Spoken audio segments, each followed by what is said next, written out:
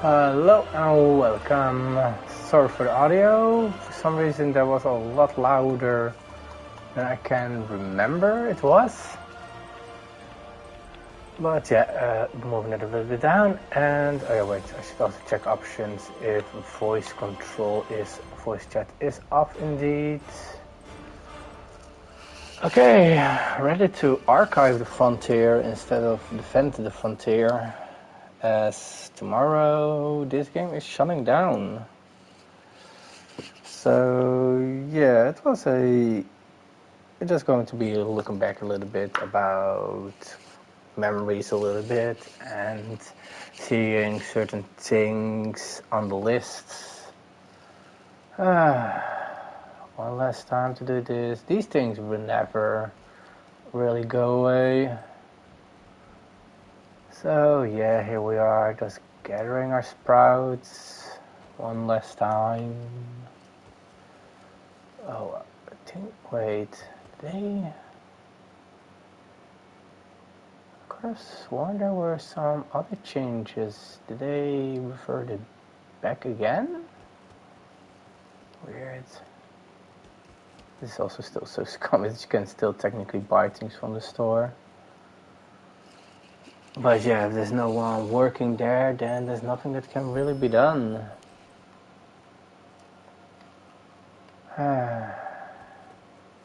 Let's see if I can find them all, actually, all the Eater Sprouts.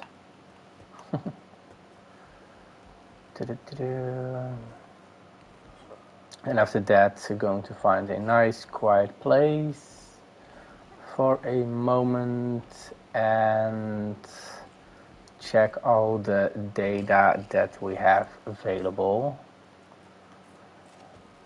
which is pretty much the lore, the behemoth instructions. Probably going to check that one out as well eventually. There never really saw one here before that I can remember. Interesting. But yeah, all these. My friend was also making a joke because the servers are going down that I should not get isekai'd in it. Too many anime have that, which is kind of funny. But yeah, I don't intend to. I'm not going to be here until reset, of course. So the chances of it happening are very low. I really wonder if I... Oh, almost one. Best one. I really wonder if I can find all Eater Sprouts, if I know the game well enough still to be able to do that. Or if I'm really not... So far at least, I seem to be finding my way around things. I say as I still need the tree, which I might have a hard time finding now. There's one on here, then there's one on there. Is there one on here as well? Yeah. And then we have you. Hunting pass level up, yay.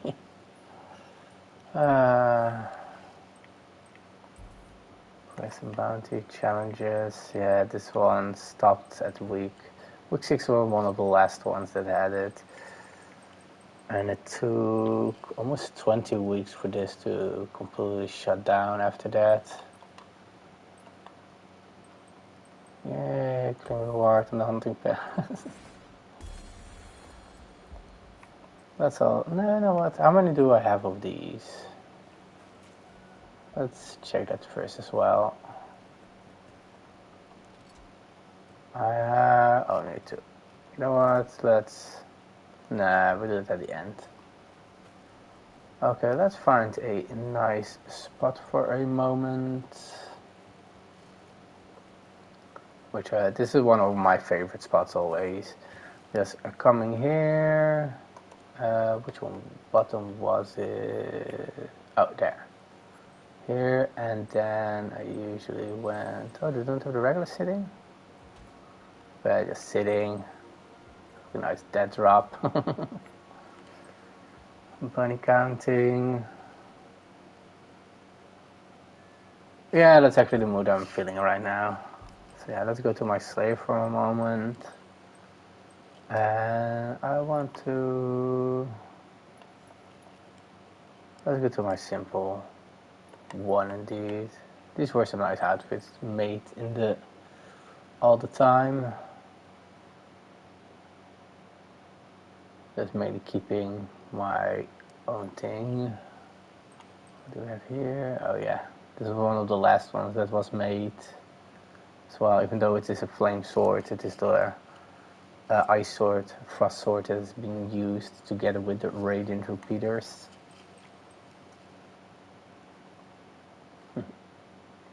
The Rune Forger build. This is just all the standard builds, I think. Yeah, in the end I only had that all left.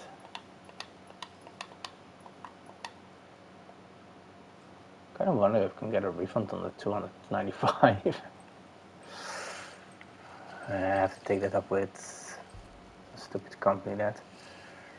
So yeah, the Slayer's Path, unfortunately never finished it because I knew it was shutting down, and that makes me lose all the interest really to play a game then.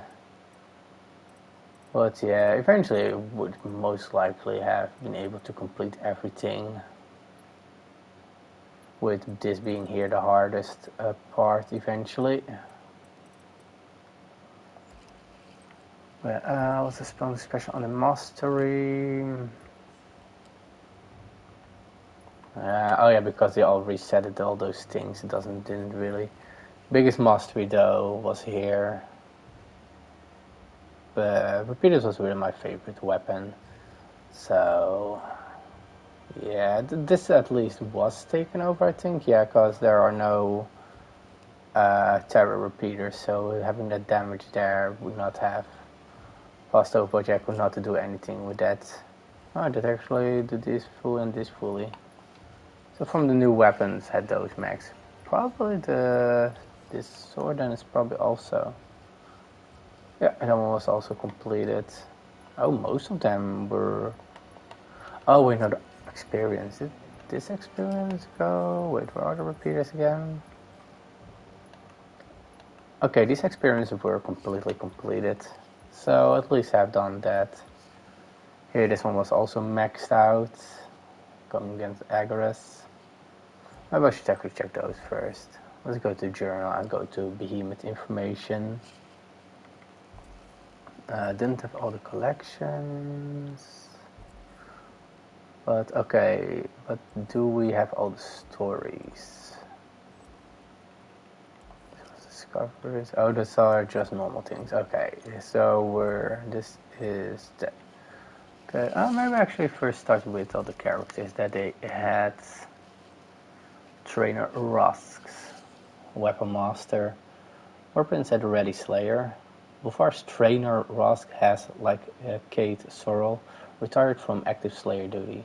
Unlike Kat, who has always used Ramsgate as her home base, Rusk spent most of his life wandering the Shattered Isle to learn everything he could about the weapons of the Slayer. Now that he too has chosen to remain in the city long term, he's dedicated his free time to helping his friend and former shipmate train the many Slayers, who have come to the city seeking a quick route to the front lines of the fight. Remember, only a fool fights alone. Rusk is no drill sergeant. He prefers a more friendly, even jovial approach to instruction, but he also demands a serious dedication to the fighting craft and is always ready to offer a lesson or two. I'll sleep, Rusk often says. When I'm dead, or all the behemoths are gone. When I'm dead, or all the behemoths. Yeah, he was added in the update with the training thing, so wasn't one of the newer ones that didn't see much compared to the other ones. Marcus Bohr, ship's bosun. How dangerous could it be? Many of young Marcus' his friends wanted to hunt behemoths, but Marcus wanted only to fly airships.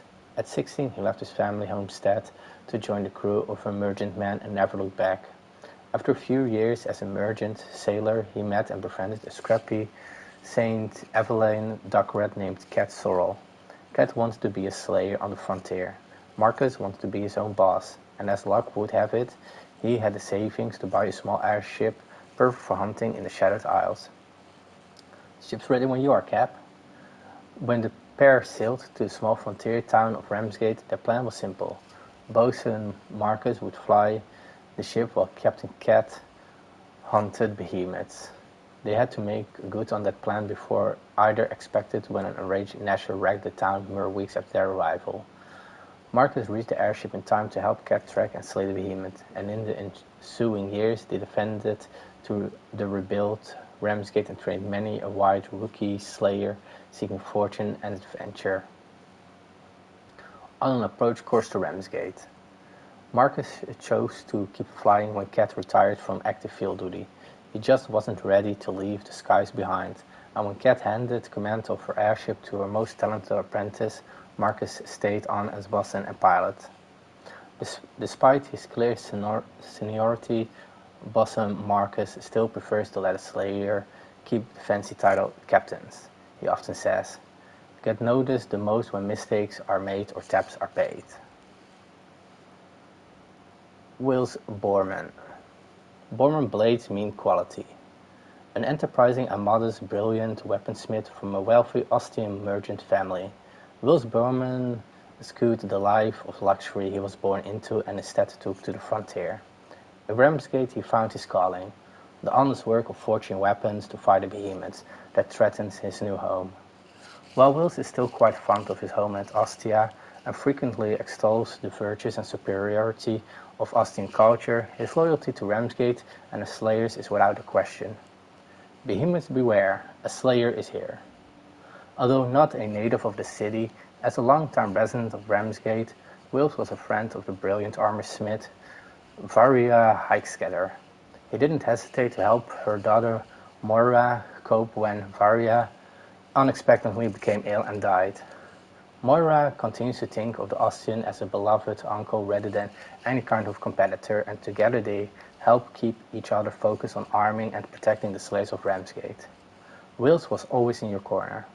Infallible and friendly to customers, but steely hard when it comes to negotiations and rivalries. His near monopoly on the melee weapons market gives Wils a lot of leverage. But he is above all an honest broker and will not stoop to cheating anyone. At least not any more than they deserve.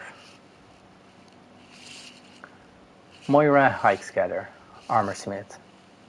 Remember, no armor is proof against stupid. Well, that's true.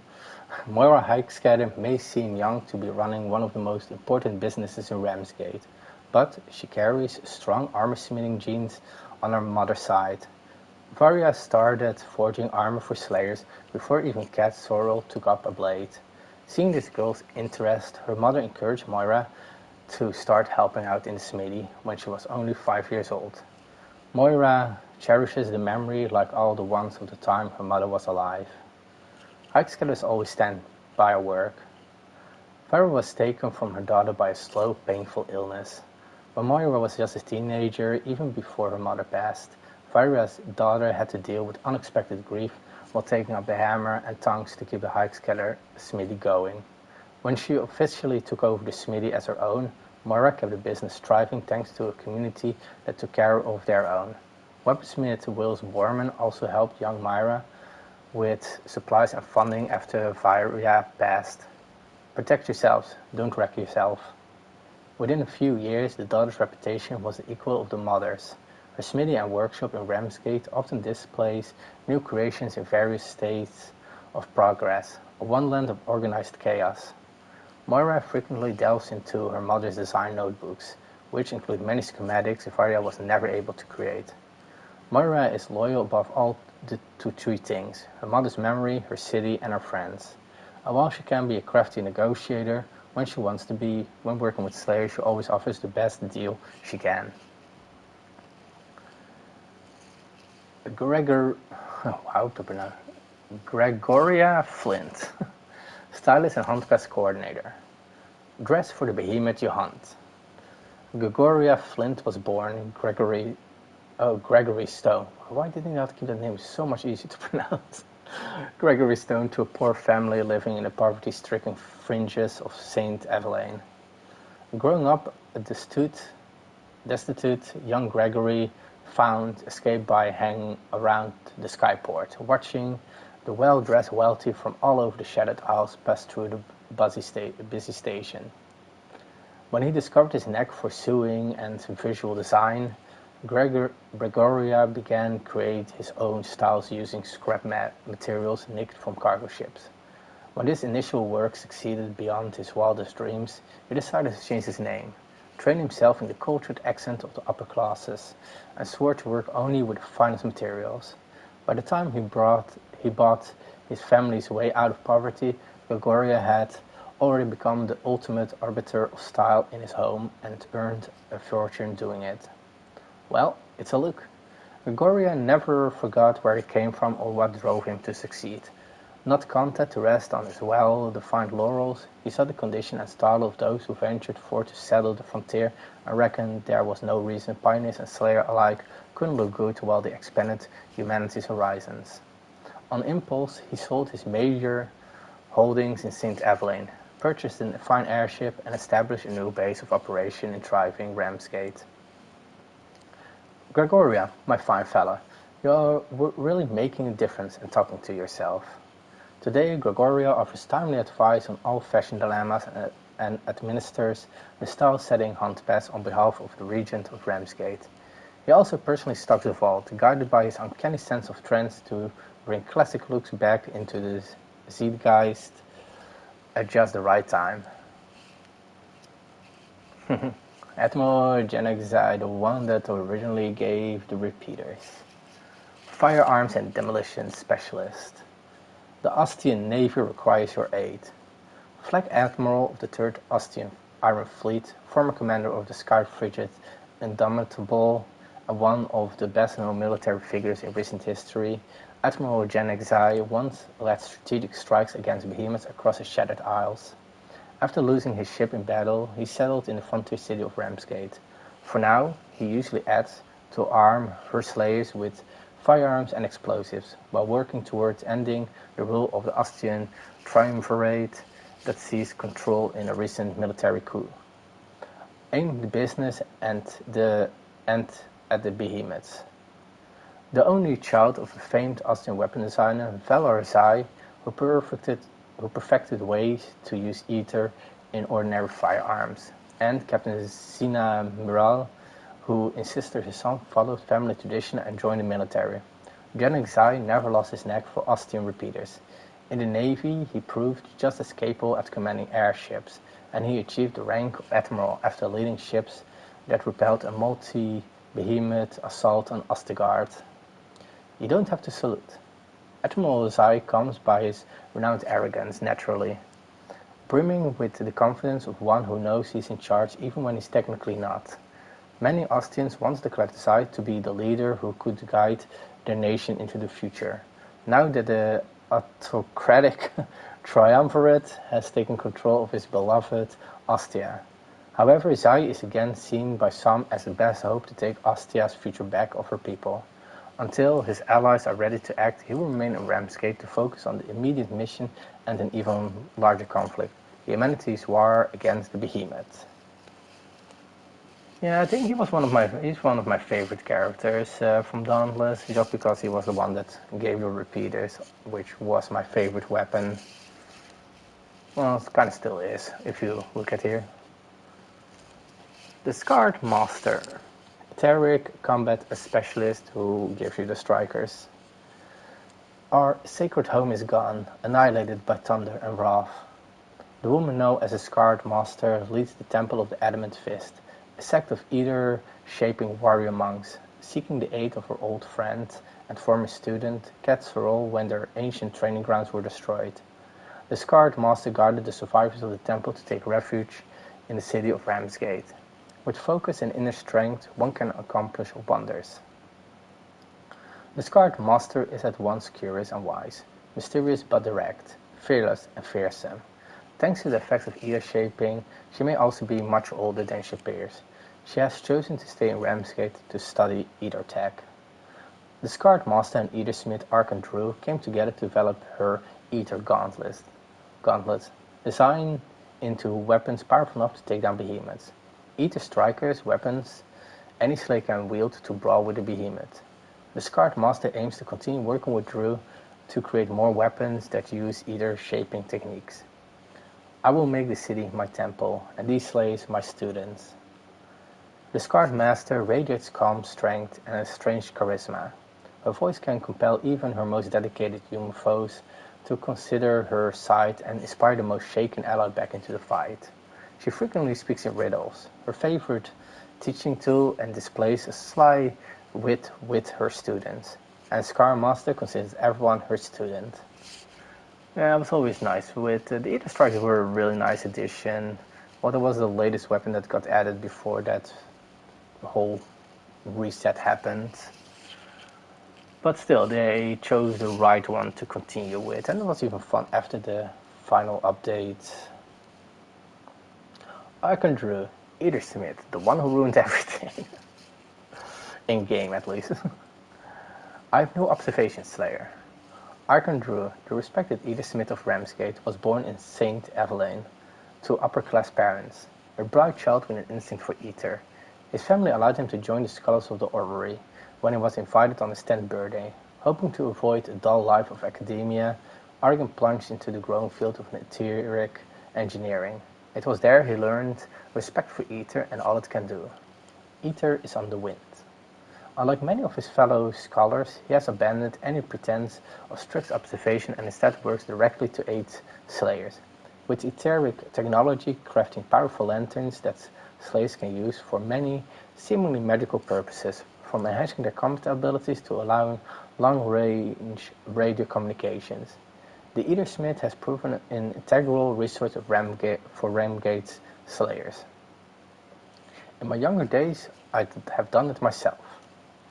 Arcandrew has been Ramsgate Eatersmith for as long as anyone, including Cat Sorrel, can remember. He is always happy to talk with someone who shares his abiding interest in Ether, where it comes from, how it interacts with the world, and how it may be used to build wondrous new devices like his lanterns. Whenever dealing with slaves in Ramsgate, Arkan offers his help with a twinkle in his eyes, a thirst for knowledge in his heart, and a minimum of lengthy explanations, even if he doesn't always manage that last part. I'm kind of curious if in the other lore that we'll go over they mention more about him, but if not, then we'll mention that later on. Granny Straga, Alchemist. Granny Straga can cure what ails you, Slayer, whatever it may be. Granny Straga is a wandering tonic maker, purveyor of pylons, and all-around alchemist extraordinaire. A relatively new arrival in Ramsgate, but an almost mythic presence in the scarpors of the Shattered Isles. Her skills and creativity are legendary, and if she does a little controversial research on the site for her own purposes, who would question such a generous soul? The secret ingredient is, actually, proprietary. Let's leave it at that. Let's leave that word indeed at that. Some say Striga was a royal alchemist in Endar, banished for poisoning a wicked but untouchable noble. Others claim they saw her teaching alchemy at the orrery before she was thrown out for delving into forbidden subjects. Most seem to believe Granny Straga may not be telling the truth about everything, and might even be a rank fraud wearing unseen cult insignia for promotional purposes. But as long as her cures work, they aren't complaining. Oh yeah, we don't see it. Really wonder if they have some pages about it as well. It's like my forest husband always used to say, you can't cook up a good tonic without getting a full alchemical burns. Terrible ways to go, though. I'll always remember him fondly. Granny Straga herself isn't one to delve into all that, though. She's happy to share stories about her personal past that might even be true, especially tales of the many spouses who seem to have met unfortunate ends through no proven fault of Straga's. As for her connection to or appropriation of the iconography of the unseen cult, she usually dodges questions with a sly wink or a change of subject. If she is part of the cult, it could explain her regular supply line of rare and strange alchemical recipes, but just as likely the symbols are simply marketing, and that's what the alchemy genius Striga understands best of all. Xelia, the Far Slayer, from a different isle, is that? I think that was with the Terra escalation. That is where she's from. You smell like behemoths. The mysterious Xelia thinks she was a sole survivor of a shipwreck and on the edge of the maelstrom when she was around 7.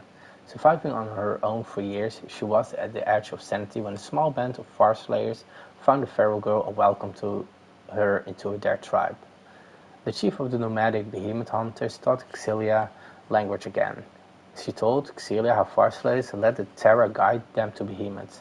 After a successful kill, the tribe then lived peacefully for a time in the lush, ether-rich island that resulted, until they felt the Terra call them to a new quarry. Far Slayers protect all the Shattered Isles, the chief told her, for they are all our home. Xelia swore herself to the tribe on the spot. Guide? Not a guide. Far Slayer? Absolutely different. These years were the happiest of her life, but it wouldn't last. It was a freak event everyone in the Shadow Isle fears, an island crash. On a long hunt away from the camp when the disaster struck, Xelia again found herself a lone survivor. A floating pile of spinning rubble was her tribe's final monument. Another sunny day in Ramsgate, huh? Xelia could no longer stand the solitude.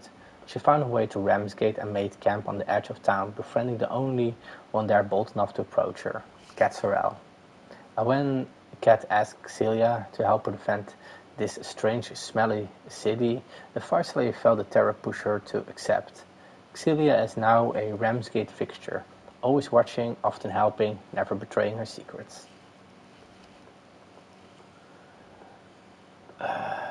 Dr. Shaat Priyani, behemonthologist. I won't believe there's a behemoth that cannot be defeated.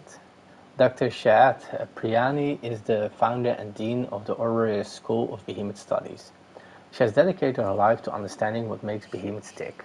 From their physiology to their life cycles to their very origin, we're not out of sympathy for the creatures. After losing her wife to a behemoth attack, the doctor studies behemoths only to better learn how to destroy them, and share that knowledge with every slayer in the Shattered Isles. Show the behemoths no mercy. While young Shaat Priyani was, by all accounts, a happy individual with an optimistic look, Dr. Priyani has grown more and more driven in her self-appointed mission. That doesn't mean she has lost her drive or her sense of humor, but both have taken a dark turn. She knows that revenge is the least scientific response one could have under the circumstances, but it provides powerful motivation for now. That's enough. It's paused for an expedition into the regions beyond the frontier. I'll lead one myself. As ethereal events have grown more dire in the maelstrom, the doctor has taken the opportunity to return to the field for some personal research. The hypercharged islands emerging from the massive storm bring strange behemoths few, if any, have seen before, and she is determined these deadly new species won't take hold in the Shattered Isles. This is not to say that she's taken up the blade of the Slayer, but she's intensifying her work with Cat Sorrel and the Slayers of Ramsgate to meet the escalating challenge. Lady Luck. Also very fun with the trials. The Island of Trials. Tell me, have you ever considered the life of a Corsair? Lady Luck is the captain of the Corsair ship Fortunate Soul, and commodore of a modest pirate fleet she calls the Storm Chasers. She is also the master of ceremonies for the Island of Trials, a competitive battleground where slayers can prove themselves against some of the most difficult hunts in the Shattered Isles. Even before I spotted her in the sky, I felt her heartbeat in the tempest. She has never told anyone, even her most trusted crew, how she learned of the Arcanite-rich rock that became the Island of Trials. But when Lady Luck returned from a solo recon flight with an air skiff full of core samples, one of her eyes had been replaced with a sphere of pure blue Arcanite. After she tells the first Corsair to ask about the eye over the side, the other Storm Chasers learn to embrace the mystery. The island does the impossible. It somehow creates behemoths within its core. Lady Luck did not know how or why it worked, and neither did anyone else, but it gave the enterprising corsair Captain ID. You bought it, you keep it. The corsair's law. The next day she set her ships to taking the island in tow. Her plan was simple: Hull, the big behemoth maker from port to port as a mobile competitive battleground for slaves who wanted to test their mettle against the island's powerful mutated creatures. If a port didn't want the island parked on their doorstep, they could pay Lady Luck and her crew to take the island elsewhere. Ramsgate instead asked her to stay. The trials proving to be excellent training for rookie and veteran slayers alike. Realizing the potential profits of such an endeavor, Lady Luck agreed. So far, no mutant behemoths have stormed Ramsgate Plaza, and Cat's slaves are getting a spectacular workout. Honest Oz. Oh yeah, he was also a really fun character for the events. So yeah, Honest Oz, events trader. Oswaldo Honest Oz the Massipag is an energetic and enthusiastic young trader of rare and interesting items for all over the Shattered Isles. Honest Oz loves nothing more than sharing and selling his amazing finds. He's also an avid student of cultures all over the world and knows that spreading and celebrating diverse cultural events really draws out the enthusiast who might want to trade for his wonderful goods. And if tinkering with these goods to make them even better helps pay the bills, he's all too happy to do it. No one really knows where Honest Oz came from, and he would rather not declare his true age, though he appears to be around 70 to 20 years old. He himself has told many different versions of his origin story.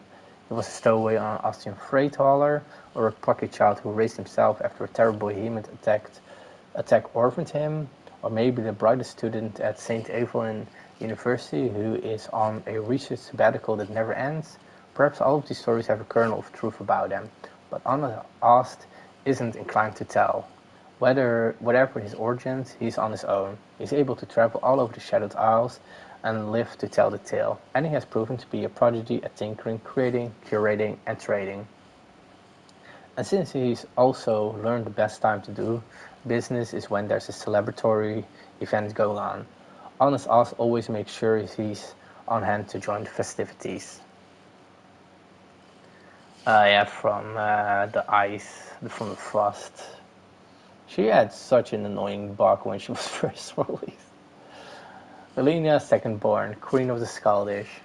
The names Linnea Secondborn, Silver Queen, Lady of Vilmark, Frostwarner General, Vanquisher of the Underbreen Horde, Shield of Skaldeskar, and you know what?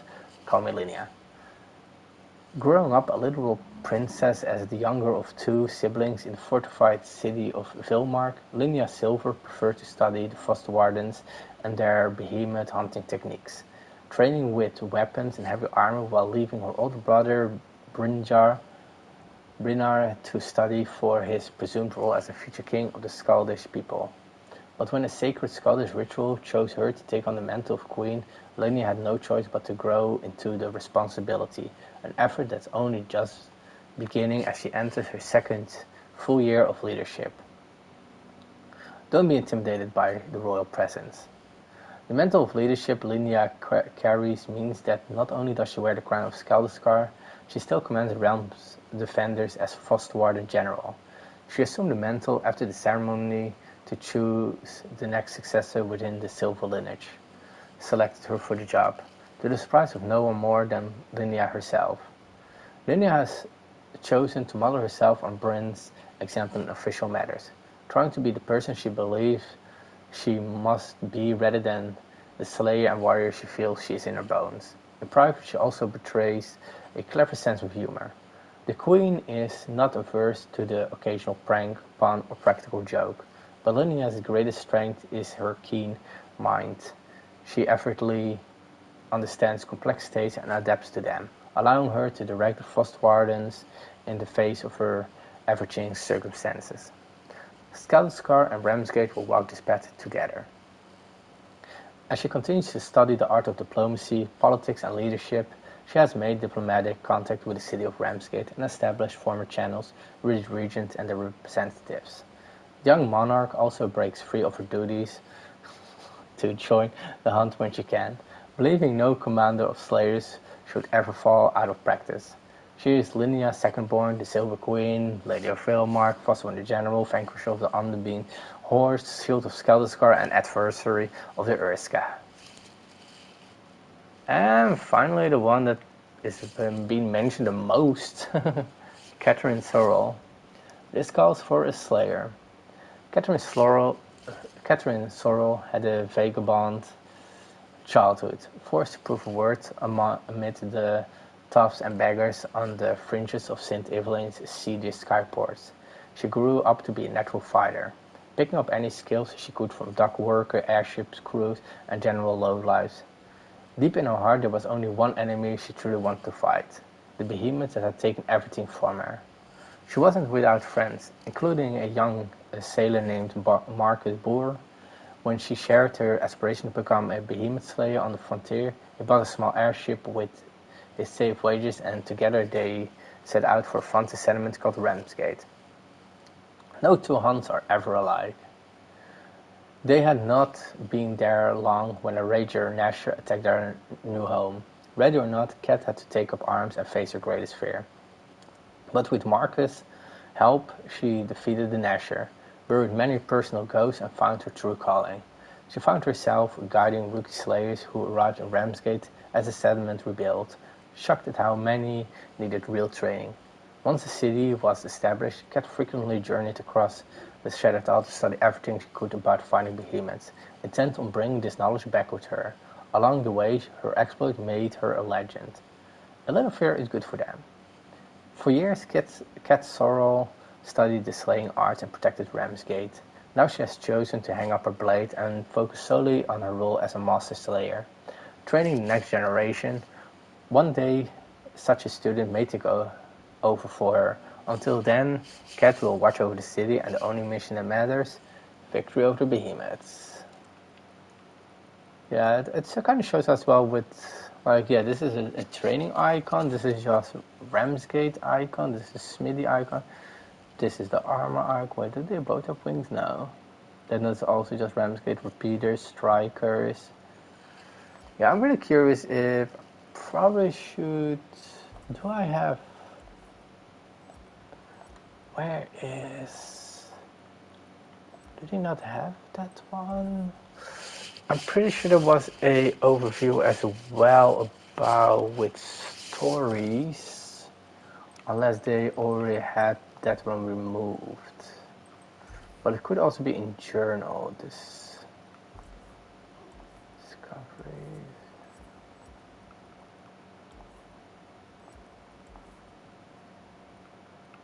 Can I? Okay, so I can also, okay, so I can read those all as well, even though I had not have them unlocked, I think. But this is from that season and such. This is just discoveries that I'm pretty sure I don't have. Yeah, don't have a few. Potentially could maybe go after them, but not 100% sure. Yeah, I'm going to check for a moment just what I all had. Well, I'll also take a little bit of drink. One thing might got a bit dry. Yeah, these were. I really did not really like this one that much because of the summoning. You could not walk through them, so when people spam that because of things, and it really ruined a lot of things which they would have fixed if they had more time, because it was a small fix but it never really worked. This one was something I was working on as well with a build, but never really got it to work. This one worked way better. That's why it's also with the I used eventually Silver Sword to cut things, and then these ones as to break the horns as such.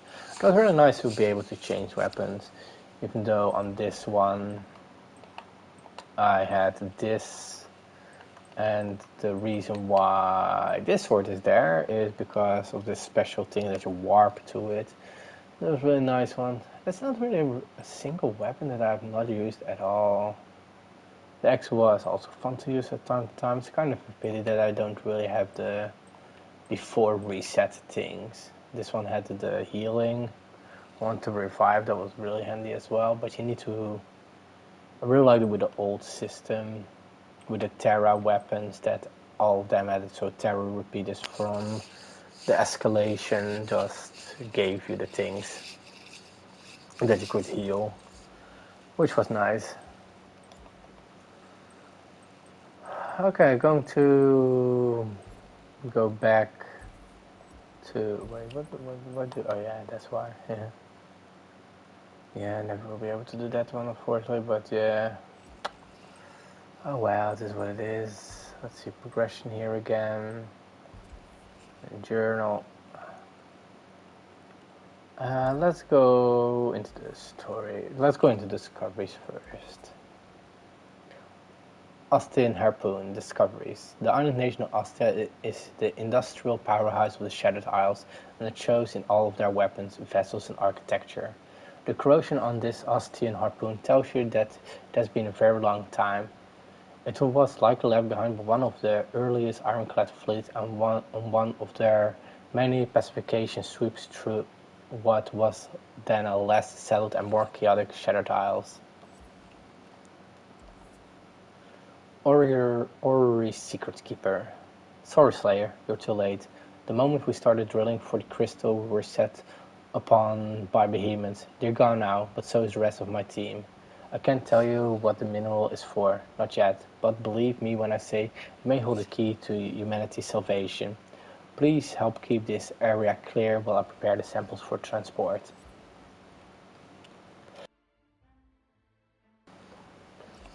The sword. No one in Ramsgate has taken credit for the sword. No one can say with certainty whether the sword was there when they arrived. No one thus far has been able to claim the sword, and no one is sure what will happen when someone does. Only one way to find out. Ether batteries. It's no exaggeration to say the humble ether barrier is a technological breakthrough that transformed survival in the Shattered Isles. Almost overnight, life outside a large population centers like St. Evelyn Ostigard went from an agonizing and ongoing struggle for food, water, shelter, and safety to one of relative scientific and technological advancement. Miraculous inventions like the two-way radio and powered flight were renewed and reborn. Real power could now be carried about in a package, no larger than a kolache gourd fruit. Bosun Marcus usually has a drawer full of them.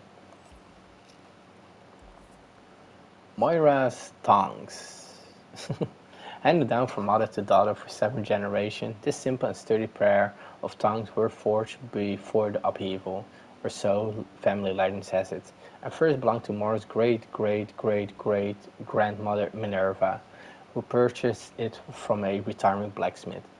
It's not anything particularly special, just a reliable, strong, and very old tool that no armorsmith should be without, and a potent reminder of family's power to shape our destinies. Will's smelting pot. Unlike his friend and business partner, Moira Hexgatter, Will's Borman is not sentimental in the slightest about the equipment he uses. He picked up this particular smelting pot at an infamous swap-meet flotilla that once spent several months parked a mile or so from the Renegade docks. At that range, the various free traders in the flotilla faced little interference from the Ram's Guard, but were close enough to seek safe harbor in the case of Corsair attacks. Curious lily pad. Ah yes, perfect for a frog. Cat's claw. Catherine Sorrel's famed blade is an unusual design for a sword. With a massive hooked end, squared off edge, and no frills, style is distinctive as the hero of Ramsgate herself. Bosun Marcus believed the design to be Andari, but he admits that just his gut talking. He's never seen an Andari or anyone else other than Cat wield such a weapon. Hector the Turtle. One of Ramsgate's oldest denizens, the perpetually misidentified tortoise named Hector the Turtle, has been the unofficial mascot of the Huckscatter Smithy since at least Moira's grandmother's day. And as everyone in Ramsgate made their way to salvation through the portal, Moira refused to leave until she found Hector and hauled him through to safety. A perpetual good-natured reptile, Hector was presumably fine with this. Yeah. Tortoise. Mining gear. It's unclear how long ago this tunnel caved in, but the mining equipment stashed near the entrance showed that someone had been trying to clear out the passage for a while and abandoned the efforts very recently. Did the arrival of Ramsgate's populace frighten the mysterious miners away, or were they trapped inside the tunnel when it collapsed, cut off from the very tools that could have allowed them to dig their way out? Public Safety Notice number 112. Have you seen this behemoth? If so, you are lucky to be here.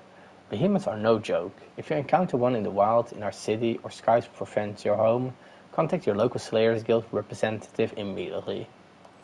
Diamond hangs up in the bar. The Zeiss workbench. The recently exiled Admiral Janek Zai, formerly of the Ostian Navy, is also an accomplished gunsmith and explosive expert. Now, without a ship, he puts his expertise to work, outfitting the city's slayers for the hunt. He specializes in repeaters, the signature firearm of Ostian slayers. Remarkably, compact weapons considering their impressive power output, designing to be fully modular.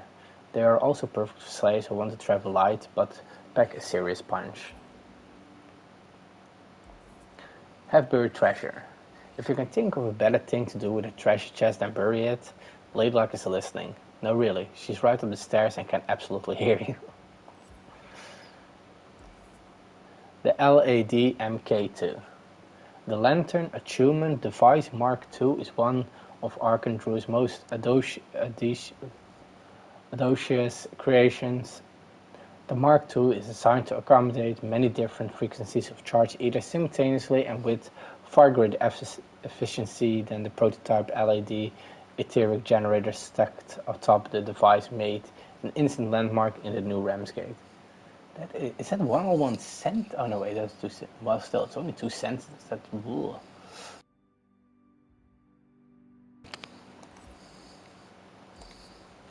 Arcan's lantern components. A Slayer's lantern is much more than a lamp. An Arcanite core means it's also a two-way radio, a data collector, and at times even a weapon. Lenses become ubiquitous when Ramsgate either Smith or Arcandrew stole a trick from the armorsmiths and weaponsmiths and began to incorporate behemoth trophies into his designs. Trophies that can grant amazing etheric abilities for a short time. Farslays of Arborhome. The islands that comprise the Farslay settlement of Arborhome have become a no man's land, one overtaken by the terrifying Agorist and other opportunistic behemoths feeding on the concentrated Arcanite found there. In mastering the power of Eteri Ether, Arborhome's denizens may well have called down their own doom. But determined slayers, including Ramsgate resident Farslay Exilia, aim to prove that to them it's not too late to turn back the blight. Etheric Meteor. This concentrated chunk of inert Arcanite plunged from the skies above and came to rest in this relatively fresh crater. It has been drained of its etheric charge, leaving only residual traces of the power the mineral once contained. A behemoth most likely fed here quite recently.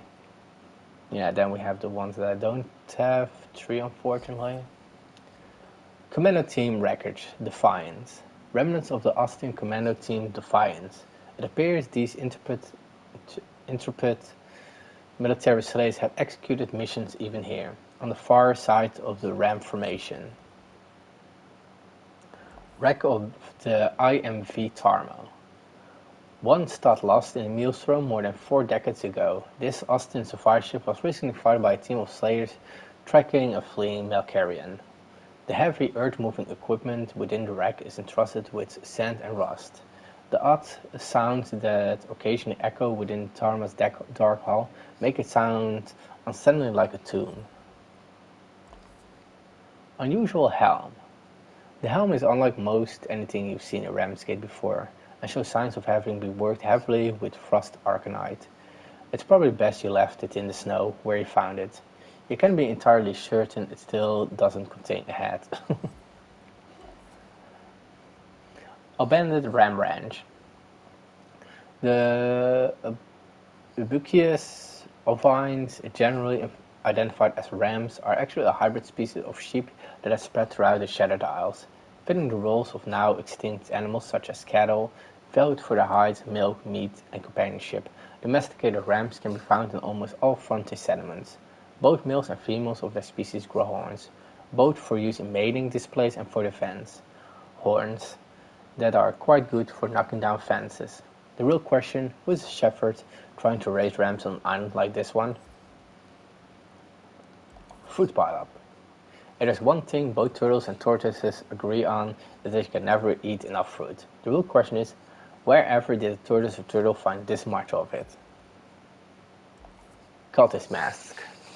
There are two ways to explain this discovery. Either it's a warning to the unseen to stay away from this island lest they face the consequences, or it's a warning from the unseen to stay away from this island lest you face the consequences. Thiefland's best.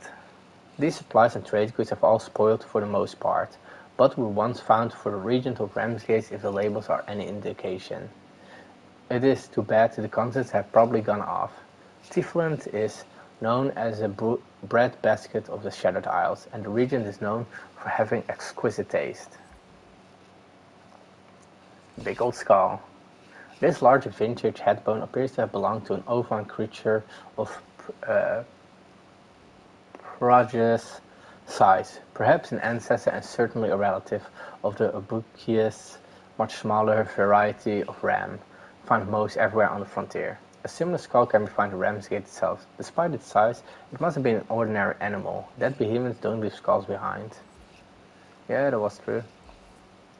Dense arcanite node. The scholars of the orrery have long held this power contained within arcanite, the mineralized, naturally occurring form of ether, keeping the individual Shattered Isles aloft. Usually invisible energy shields surrounding pure concentrations of the mineral act with strong anti-gravitational force when near other islands, keeping them aloft but weakly connected. Archon Drew believes the theory neatly explains how spiral formations like the ram have developed over time. Downed drone. As every slayer knows, most behemoths break down into particles of living ether, 1 in a billion of which might catch a spark of life and grow into a full-size behemoth when slain.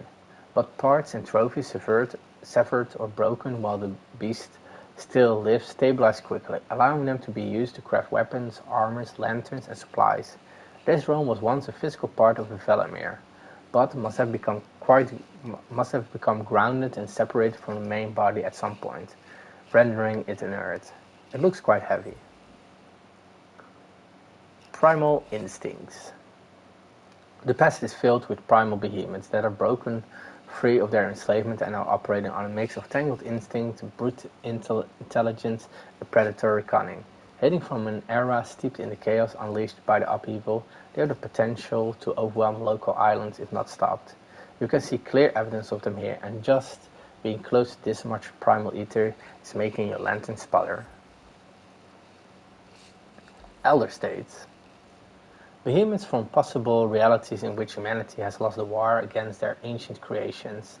Elders display the cunning and intelligence, if not true sapience, born of lifetimes counted in centuries, wielding the wreckage of human civilization to fight their creators. Elder behemoths often leave behind hunks of scrap like this, strange either wrought and blunt tools torn from one of many potential futures. Martyr's Reach. Long sought by Farslaves of old, the artifact they called Martyr's Reach pointed they claimed to the hiding place of a legendary weapon, a war pike capable of taming the power of the dreaded Rezakiri. You can't say for sure if the weapon exists, but the artifact certainly does. Celia will surely be interested in helping you find it if it turns out to be more than legend. After all, she might even have somebody what's called March's reach. The Shrouded Raven. The legend of the Shrouded Raven is one that has even reached the Broken Blade, Ramsgate's favorite Slayer hangout. But you first heard mention of the tale from a few of the Fortunate Souls crew who like to hang out with Slayers. They claim Lady Luck's a bit obsessed with the legend and the umbral obsidian for which it's said to be carved, but she's never quite explained why. Maybe her luck's about to change. Unseen Summoning Stone. The bizarre script engraved on this unsettling stone plinth seems to whisper in your ear, but you cannot understand the words. But you're a Slayer, and you've heard about the unseen and the dark summoning rituals.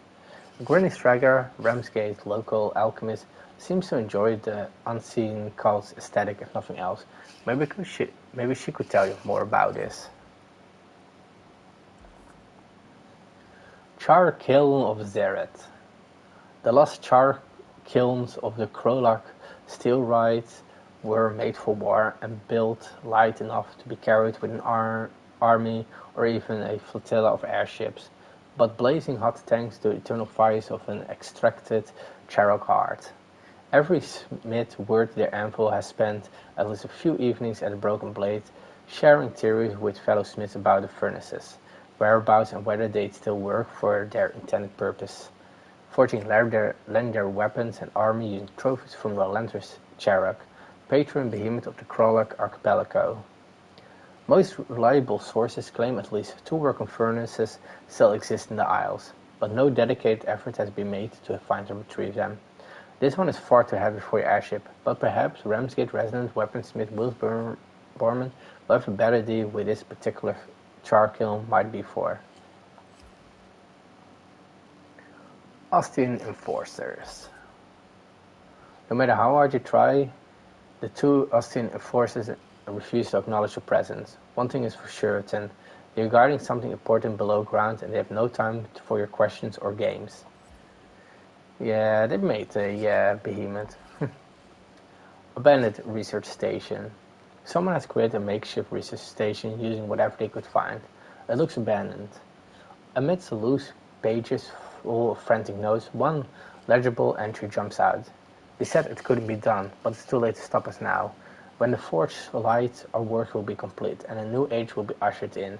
Praise Astia. The Crystal Method.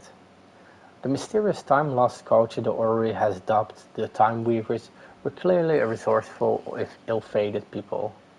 Stranded on the Paradox Breaks with no way back to their own time, these enigmatic refugees crafted chrono-resistant armor, using the very crystals and arcanite from which the island cluster is made.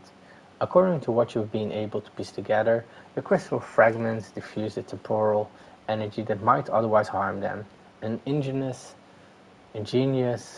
innovation born of pure and sadly doomed desperation. You won't be able to say for certain what this armor can do until you see Mora Hikescatter and ask for her professional assessment. She might even be able to reverse engineer an entire Time Weaver set, which, yeah, did it. Disturbing Specimen. This appears to be a piece of a shrike, suspended in a glass case. All your foreknowledge says it should have dissipated to ether, but it holds firm. Oddly, it doesn't appear to have been severed from a host, but grown. It twitches now and then, clawing at an invisible foe. Ether Extractor. A large device hisses and clangs at the harvest ether en masse. Whatever work is happening below ground, it demands large stores of energy. You feel the presence of machinery beneath your feet, grinding relentlessly away. Supply shipment. A large supply shipment has apparently been abandoned here, but looks recently delivered. Judging by the nearby ledger, this is just one shipment of many over the past few months. But who's receiving these shipments? The workforce present on this island must be considerable. The notes outline lab equipment, food, clothing, weapons, and more. That is all in the Blaze works. crystallized radiant ether. This island has formed around a massive chunk of charged radiant ether, similar to the crystal deposit on Conundrum Rocks. For hundreds of years, the Scarred Master and the Adamant Fist monks lived here, constructing temples to honor the power of the island. When the skyquake tore their land apart, the monks were forced to leave behind their home and its power. Now the Orrery's scientists have uncovered it once again. So yeah, 1, 2, 3, 4, 5, 6, 7, 8, 9, 10, 11, 12, 13 things missing. Oh, wait, you can just look at them back? That would be kinda... Is that... Oh, just this. Dock entrance. Where every slave begins their journey, where every Sherman begins the next journey upon their return to Ramsgate. Ramsgate Bazaar, an Avilian architectural masterpiece, recently completed in Ramsgate. The best place to stay current on what's on trend today, what might be next sensation. Archon's Tower. This tower marks the location of Aethersmith Archon Drew's workshop, where he develops new ether tech and takes daily readings of the etheric currents. The discovery of charged ether and the bizarre behemoth manifestation it creates has sparked a surge in recent exploration, so slaves are more reliant than ever on old Archon and his amazing lanterns. Slaves Watch. An organizational and cultural hub where slaves gather under the mentorship of Catherine Sorrell. And then the last vista, the Trial Square, a nexus in Ramsgate where bold slaves gather to face Lady Luck's island of trials and prove their best of the best.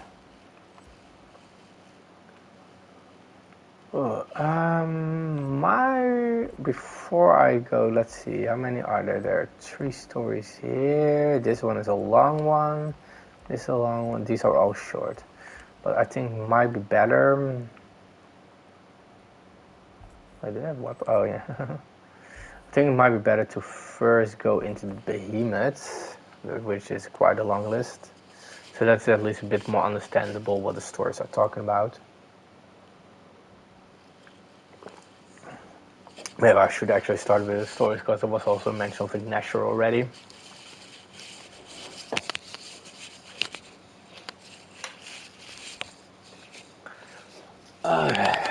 Oof.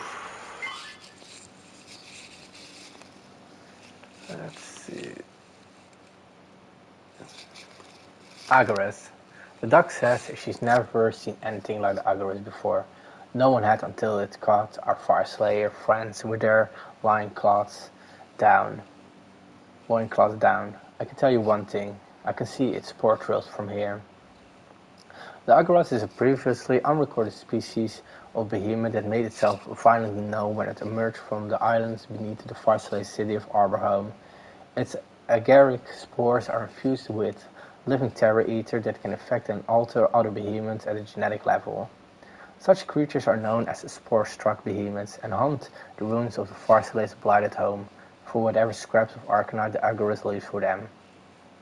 Fortunately, etherically infused armor appears to repel the spores, leaving slayers safe to explore the Arborhome blight. Unlike many previously discovered species, Dr. Priana and her colleagues believe the Agaras may have risen independently through intense, accelerated evolutionary pressures acting on living terra particles. Most other species, even those that have changed dramatically over the centuries since the upheaval, still show clear signs of an ancient genetic engineering. The Agaras, however, shows a rate of mutation in its aDNA that Priani and Arcandrew believe could have developed naturally.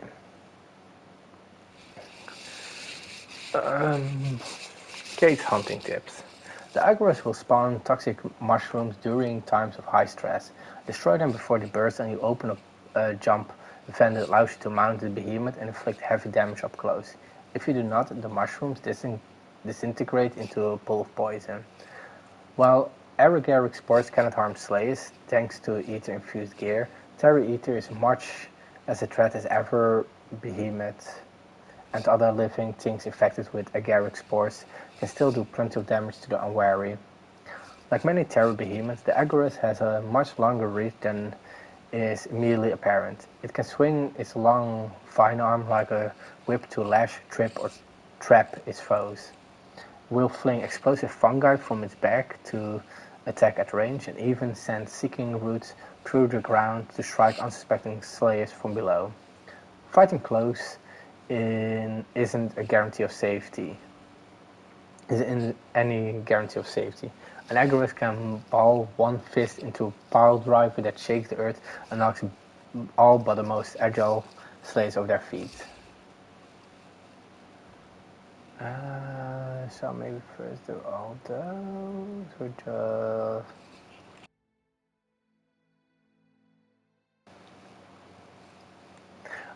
Yeah, I think I'm actually going first do all the escalation bosses, because some have been mentioned already. Chronovore. We didn't even know if the chronovores, a single individual from 1,000 different points in time, or an entire species just swimming the time stream. Hell, before this I didn't even know there was a time stream. What else is old Arkan keeping to himself? Okay, here we see finally the history of what Arkan Drew is, what I mentioned earlier. It wasn't until Arkan Drew revealed the truth that Dr. Priani even knew what to call the chronovore. But when the kindly and enigmatic Edismith acknowledged he had witnessed the impossible behemoth during the temporal experiment which triggered the upheaval more than 1,000 years ago and rendered him effectively immortal, the doctor realized this was the temporal power she has somehow sensed just beyond the edge of reality, trying to break into the present, and it was succeeding. Possessing an elegant, stunning, and beautiful shape somewhere between a cloud, manta, and a jellicoy, this radiant feeder manipulates both time and space to form gaps in reality that allow it to easily traverse the dimensions and timelines. This radiant behemoth used to be connected to the Paradoxicon on paradox breaks, trapped in an endless ancient time loop. More recently, however, the Orrery has found a way to trap the chronovore at their research facility, in hopes of extracting its power. But the chronovore's power only grew stronger, resulting in an uncontrollable surge of radiant ether. Cat's hunting tips. Few things are truly out of reach for the chronovore, whether it's lashing out with a massive tail sweep, blasting a slayer with intense tempo, radiant energy beams, or swooping down with lightning speeds to strike a mortal blow. Use ranged attacks and agility to not be there when these attacks land. The chronovore has no skeleton and may assume a variety of shapes during combat that offer different tactical advantage. A manta-like form that stays airborne and attacks slays directly, a tall, narrow form that floats high and lashes out with rings with devastating projectiles, and a shape like a cold cobra ready to strike. This is the Urska, if I'm correct. No, that's a Frostwolf. They are so alike. The next one is then, let's see, we had you, then Malkarion, which was mentioned with the Ostia, one of the Ostian things. Malkarians are supposed to be extinct, should have known they were hiding out in the Maelstrom's heart. Even the most jaded warriors can deny the reality before them when they find themselves face to face with a legendary Malkarian. They are hunting nothing less than a shock dragon. It can be easy for those hunting their first Malkarian to succumb to the lure of legend. Imagining they are walking in the footsteps of the first slayer and bearding a noble myth in his den. But Cat Sorrel is quick to remind her slaves there is nothing noble about a aggressive, spiteful, and opportunistic version of myth that emerged from the heart of the Maelstrom atop a chain of islands, riddles with charged shock eater and crackling arcanite. It will do everything it can to destroy a slayer, so slaves would be wise to return the favor. Valkyrians are strong flyers, but won't overdo the effort unless they are in a real fight. They will glide to their destination if unthreatened, but begin to circle and swoop if challenged or even threatened. Quick to return any aggressive action from a slayer with 10 times the fury, the Macarian's ever-escalating anger has made Cat nickname them Prickly the Electric Dragon. Dr. Priani, on the other hand, has informed her field research and behemoth scouts that using any of Cat's behemoth nicknames in official communication could get him sent back to St. Evelyn to sort the Orrery's library, the entire library. Slayers have developed many new maneuvers and tactics to counter the Macarian's significant advantage in speed, size and altitude. Most significantly, Arcandrew has implemented an adjustment to lantern design that allows the Slayer to tether themselves to the Macarian's back and do real harm to the beast, as long as you have the stamina to hold on. Cat's hunting tips. Macarian's shock projectiles can be deflected for heavy damage. Mount the Macarian's back to put focus damage on the head or tail. If Macarian takes a teammate in his mighty jaw, it's not too late. Hurt the behemoth as much as possible and the lethal bite may be broken. If you are caught in Macarian's jaw, you can escape using some dash abilities such as dash built into the Koshai's Bloom Lantern. I've actually done that fun, it's quite fun.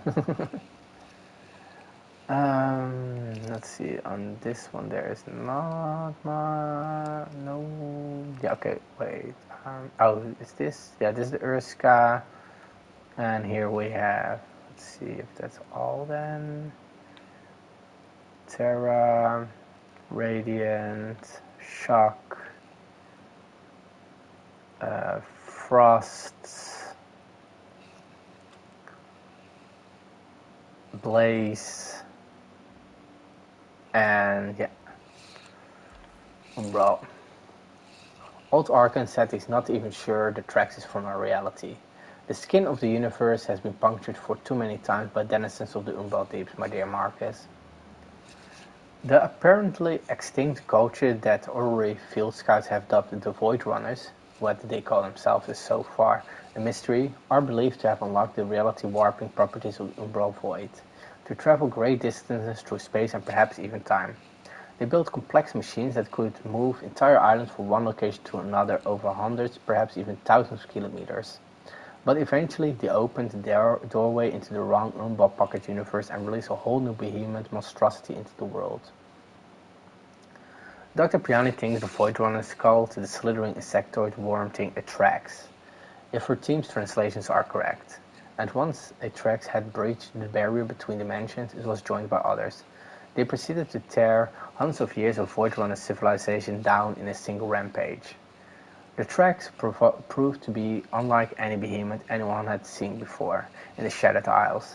It ripped through the Void Runners and their hollow island homes like chain blades through an airship's shells, laying waste to the isolated but advanced civilization and killing every last voyaged runner it found. Until this horrific species returns to the void and stays there, Ramsgate slaves must prepare to face the mighty void worm within the Umbral Deeps, and if the species spreads all across the Shattered Isles. Cat's hunting tips. The Trax cannot teleport through portals with its slayer on its back. Stay mounted to keep it grounded. A Trax can be interrupted during its Slither Chomp maneuver. Slayers swallowed by a Trax during the fight can be freed by dealing enough damage to the Trax. Trax use Portal not just to teleport themselves, but Slayers as well. Don't get used to your current surroundings.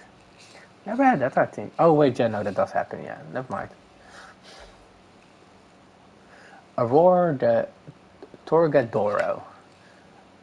A roar like that can break your courage like a fist to the heart. Riding the hypercharged island nicknamed the Chain of Fire, the astoundingly strong blaze behemoth dubbed Torgadoro has wreaked havoc on the islands of the Ram Formation.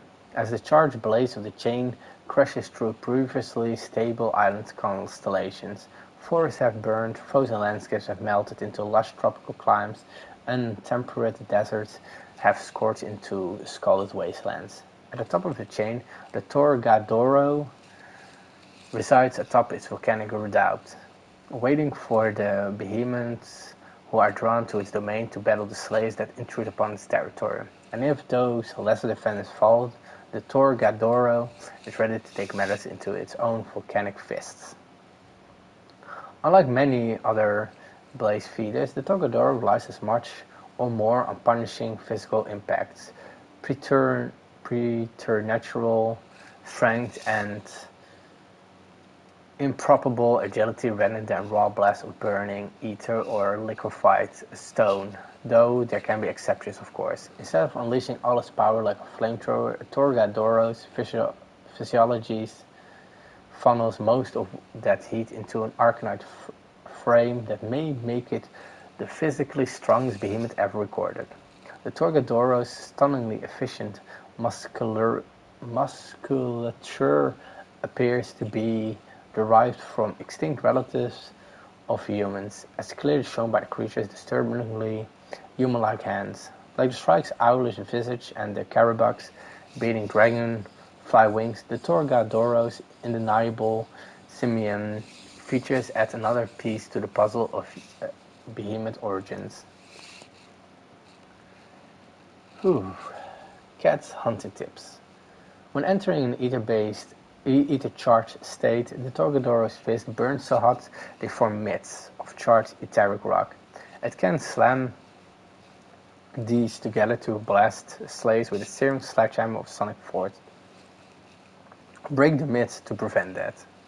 A Torgadoro will only use the hyperkinetic attack slayers have dubbed a Mega Slam when enraged and seriously hurt. When the Torgadoro enters a flaming spin, lashing out instinctively against everything in sight, it makes itself vulnerable. A heavy strike to its leg or head can interrupt the behemoth's efforts.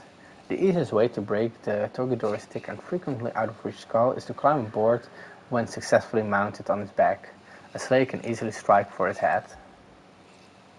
And then the last of the escalation ones, Urska. The one that Linnea has in her name as well. I am called the Queen of Skaldeskar, but there remain hidden caverns there steeped in cold, grim power where no human holds sway. Such places are ruled only by the Urska. As much a force of nature as a living behemoth, the mighty Urska is known as the adversary of Velmark for good reason. As long as anyone can remember, it has been an existential threat to the Skaldish capital and indeed the entire Skaldeskar archipelago.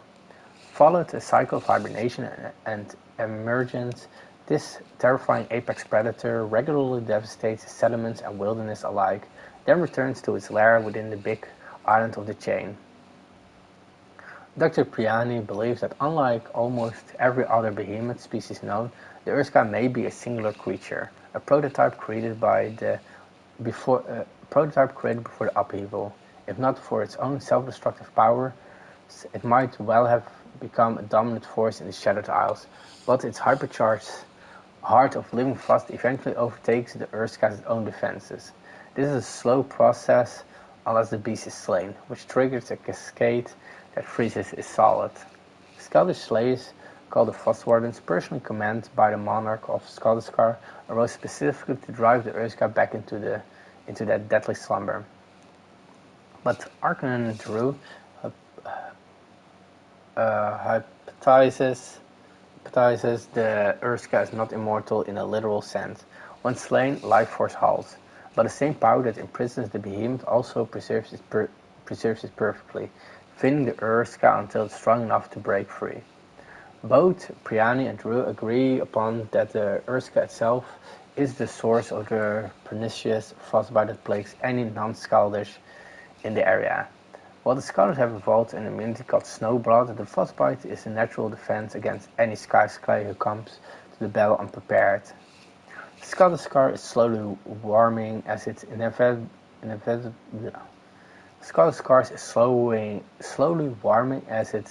inevitability rejoins the Shattered Isles. Soon the Urska may emerge from its lair for good, only returning to feed on Skaldeskar's charged course. Until then, the only solution is to keep fighting back. Cat's hunting tips.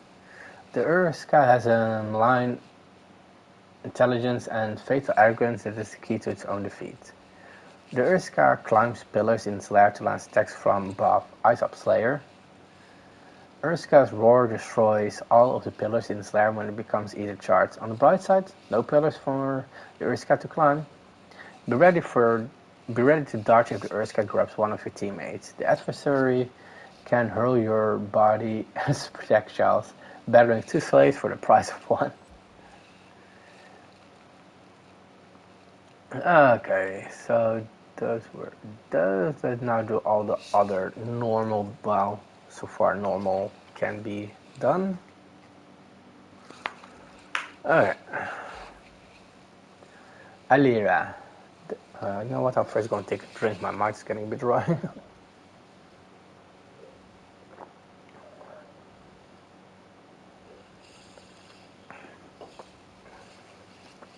Alira. The Alira's roar is almost musical, perhaps even beautiful. Each call is a note in symphony, rising in crescendo until a terrifying, deadly finale.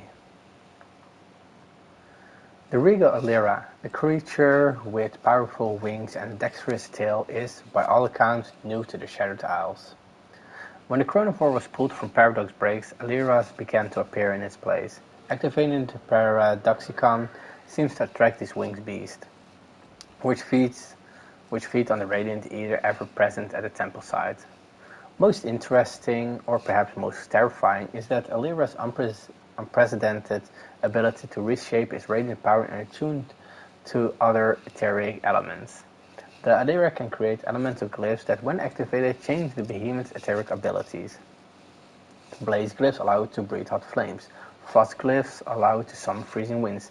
Every etheric attunement aside from the Umbral gives the Alira new power. Some of the first slaves to discover this behemoth called this power magic, but Dr. Priena and other behemothologists know that that's just a word for a kind of science we can't yet explain. While some Aliras have also been spotted near Radiant Ether Search at a distant orrery research facility, there's no sign of them close to Renegade yet. But if behemoths are starting to draw power from across the etheric spectrum, the arrival of the Alira could mark the next evolution of behemoth kind. Cat's hunting tips. An Alira can create elemental glyphs that change its attacks. Be prepared for anything. While beneficial to the behemoth, Alira glyphs can be harmful to slayers. Alira are drawn to the Paradoxicon on Paradox Break. Yeah, that's pretty much clear. Boreas, that one was one of the OG behemoths. That chill in your bone is a sure sign you are hunting a Boreas, Skipper. And a Boreas doesn't like any other behemoth I've ever seen. From the heart of the Maelstrom comes the mighty Boreas, a frost-powered behemoth with the ability to control flying minions. These smaller airborne beasts both protect the Boreas from harm and do its psionic bidding. The relatively recent emergence of the Boreas, once thought only a legend, was seen at the time as another sign that the behemoth threat has continued to evolve in bizarre and unexpected ways. Since the Skyquake, behemoths, thought extinct or even entirely unknown to science, have begun to emerge at an escalating rate, and the Boreas has been reassessed as a potential harbinger of the increasing threat. In some ways, the Boreas is best thought of as not a single behemoth, but as a whole host of creatures, and slaves have given the meanings of the Boreas descriptive nicknames to easily tell them apart. Stalkers are lean, toothy creatures that prefer to surround slaves and jab at them with razor-sharp legs. They can be easily disguised by their long, blade-like limbs. They can easily be distinguished by their long, blade-like limbs and are slightly smaller than other minions. The aptly nicknamed Spitters prefer to strike from range, lobbing cold, frost-charged projectiles from their mouths. These icy spitballs can inflict a surprising amount of harm on unsuspecting slayers. Perhaps the most dramatic of the Boreas minions are the Bombers. These self-destructive creatures can prime their own bodies to become explosive ether charts. Bombers sacrifice themselves to blast the Boreas foes, sometimes even taking other minions with them. Slaves have learned the hard way that the Boreas is full of surprises. While it deals with minor threats as any behemoth would by hoof, horn and tooth, it reacts to lethal attacks with innate defenses as necessary. If the Boreas takes too much harm, it can encase itself in an impenetrable layer of etheric ice. While Slayers can better at this bizarre phenomenon, it's only by tackling the minions themselves that they can charge their weapons with enough power to bring the Boreas cold protect crashing down. Which is kind of funny because sometimes you don't even need that if you have kind of a strong enough build. You just kept on hitting and eventually broke anyway. But it's kind of fun. Cat's hunting tips. Striking bomber minions near Boreas will do extra damage to its shield. When you slay a bomber in a group of other bombers, dart through or away from the ensuing chain of explosions. A Boreas is psionically connected to its minions and can summon them when threatened. Don't assume you're not surrounded if you don't see any minions yet. Lightbound Boreas. The lightbound Boreas is a moving mountain. The crystals that grow from its body bear a strange resemblance to the glittering cars on Conundrum rocks. Many have been affected by the recent surge in radiant ether, but the psionic power of the Boreas allowed some to connect to the radiant frequency so strongly it began to crystallize, becoming the Lightbound Boreas. The crystalline armor protected Behemoth, but early research suggests it only influences it. Some other entity uses the crystals to connect to the Lightbound Boreas and bend it to some unknown will. In turn, that will has deepened the bond between the Behemoth and the minions that make up his creature's collective consciousness. However, this cognitive load appears to weigh heavy on Lightbound Boreas, causing what can only be described as erratic behavior. The Lightbound Boreas summons its minions from across time and space to protect it during battle. However, the more minions it summons, the larger the mental toll. Disruptions to that psionic links may help stagger and confuse the Behemoth. The radiant ether built up inside of the Lightbound Boreas is often released in a devastating radiant blast, much like the chronovore. These blasts can pierce through the strongest armors. Thankfully, the Lightbound Boreas is slow, encumbered by the physical weight of the crystals and the mental weight of his psionic connections. Cat's hunting tips. A Lightbound Boreas can create massive ether shockwaves, using its radiant prisms to your own advantage. The crystallized ether attached to this behemoth's body is sharp and dangerous. Watch for hard-hitting stomps and tail slams, unless you break that tail off. Also one of the OG monsters. Charoks spotted in your vicinity. They're not like their Embermane cousins, but these Blaze Eaters are built like Ostian Skytanks and have the thick armored hide to match. The mighty Charok is one of the sturdiest, toughest, and stubbornest behemoths in the Shattered Isles. A walking volcano eruption with anatomy that calls to mind both mythical saurians and common tortoises. This blaze-hungry furnace on legs can melt the very islands on which it stands. Their thick, stout forms, which are always hunkered down to the ground, cannot even be interrupted by the most staggering blows. Most surprising of all the rookie slaves facing their first Charok, these heaviest of behemoths can launch themselves into the air on spiraling jets of fire, blasted from their own bodies. Produced by etheric flame sacs situated above each trunk-like limb, these jets cannot keep the Charok aloft forever, but by the time it returns to the earth, any threats have usually been toasted to crisp. Cat's hunting tips. The Charok uses flame jets when ether charged. Each of the Charok's flame vents are fed by 4 flame sacs that can be broken to cut off the fiery blast. Breaking a Charok's tail will change its tail sweep attack and make it easier to avoid.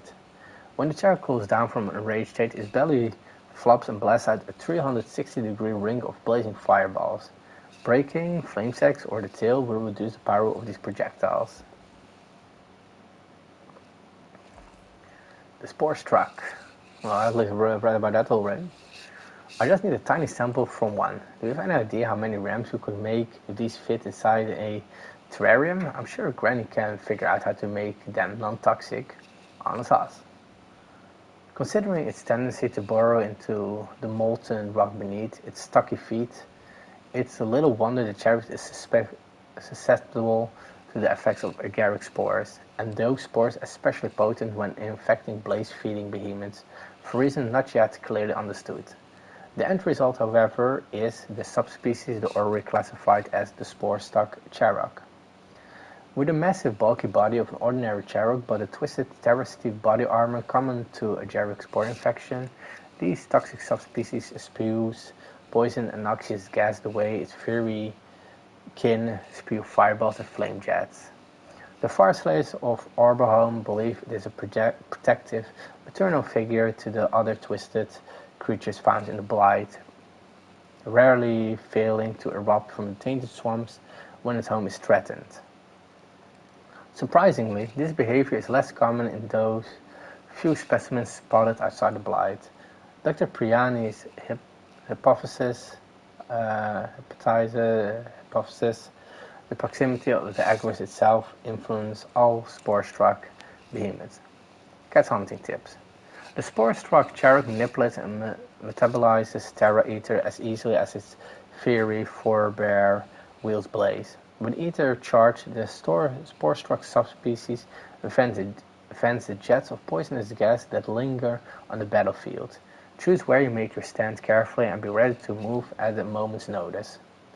They can launch spore shots at range. These projectiles erupt on impact, leaving more poison clouds to deal with as the spore-stuck charrock closes in for a tail swipe or a body slam. Drask. I'm detecting a Drask on that island, Captain, and it's looking for a fight.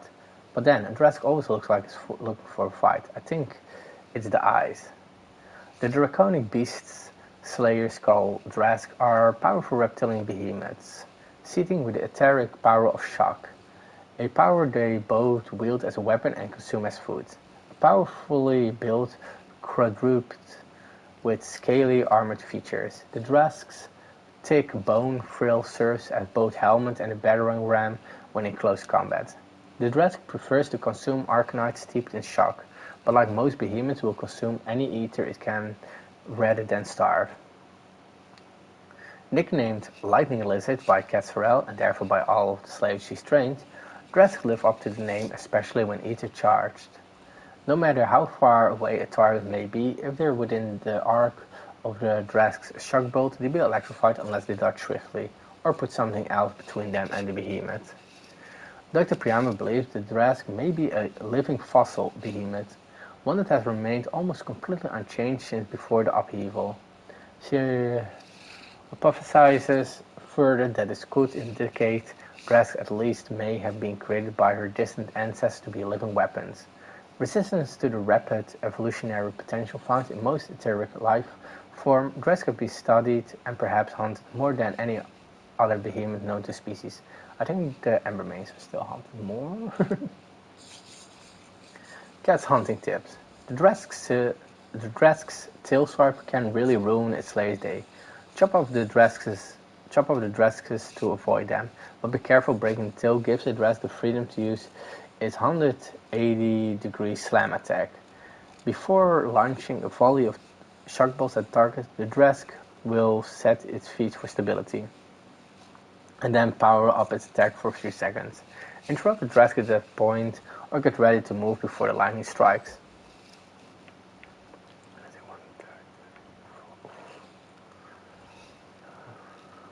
Then we go to the Thunder Deep Drask.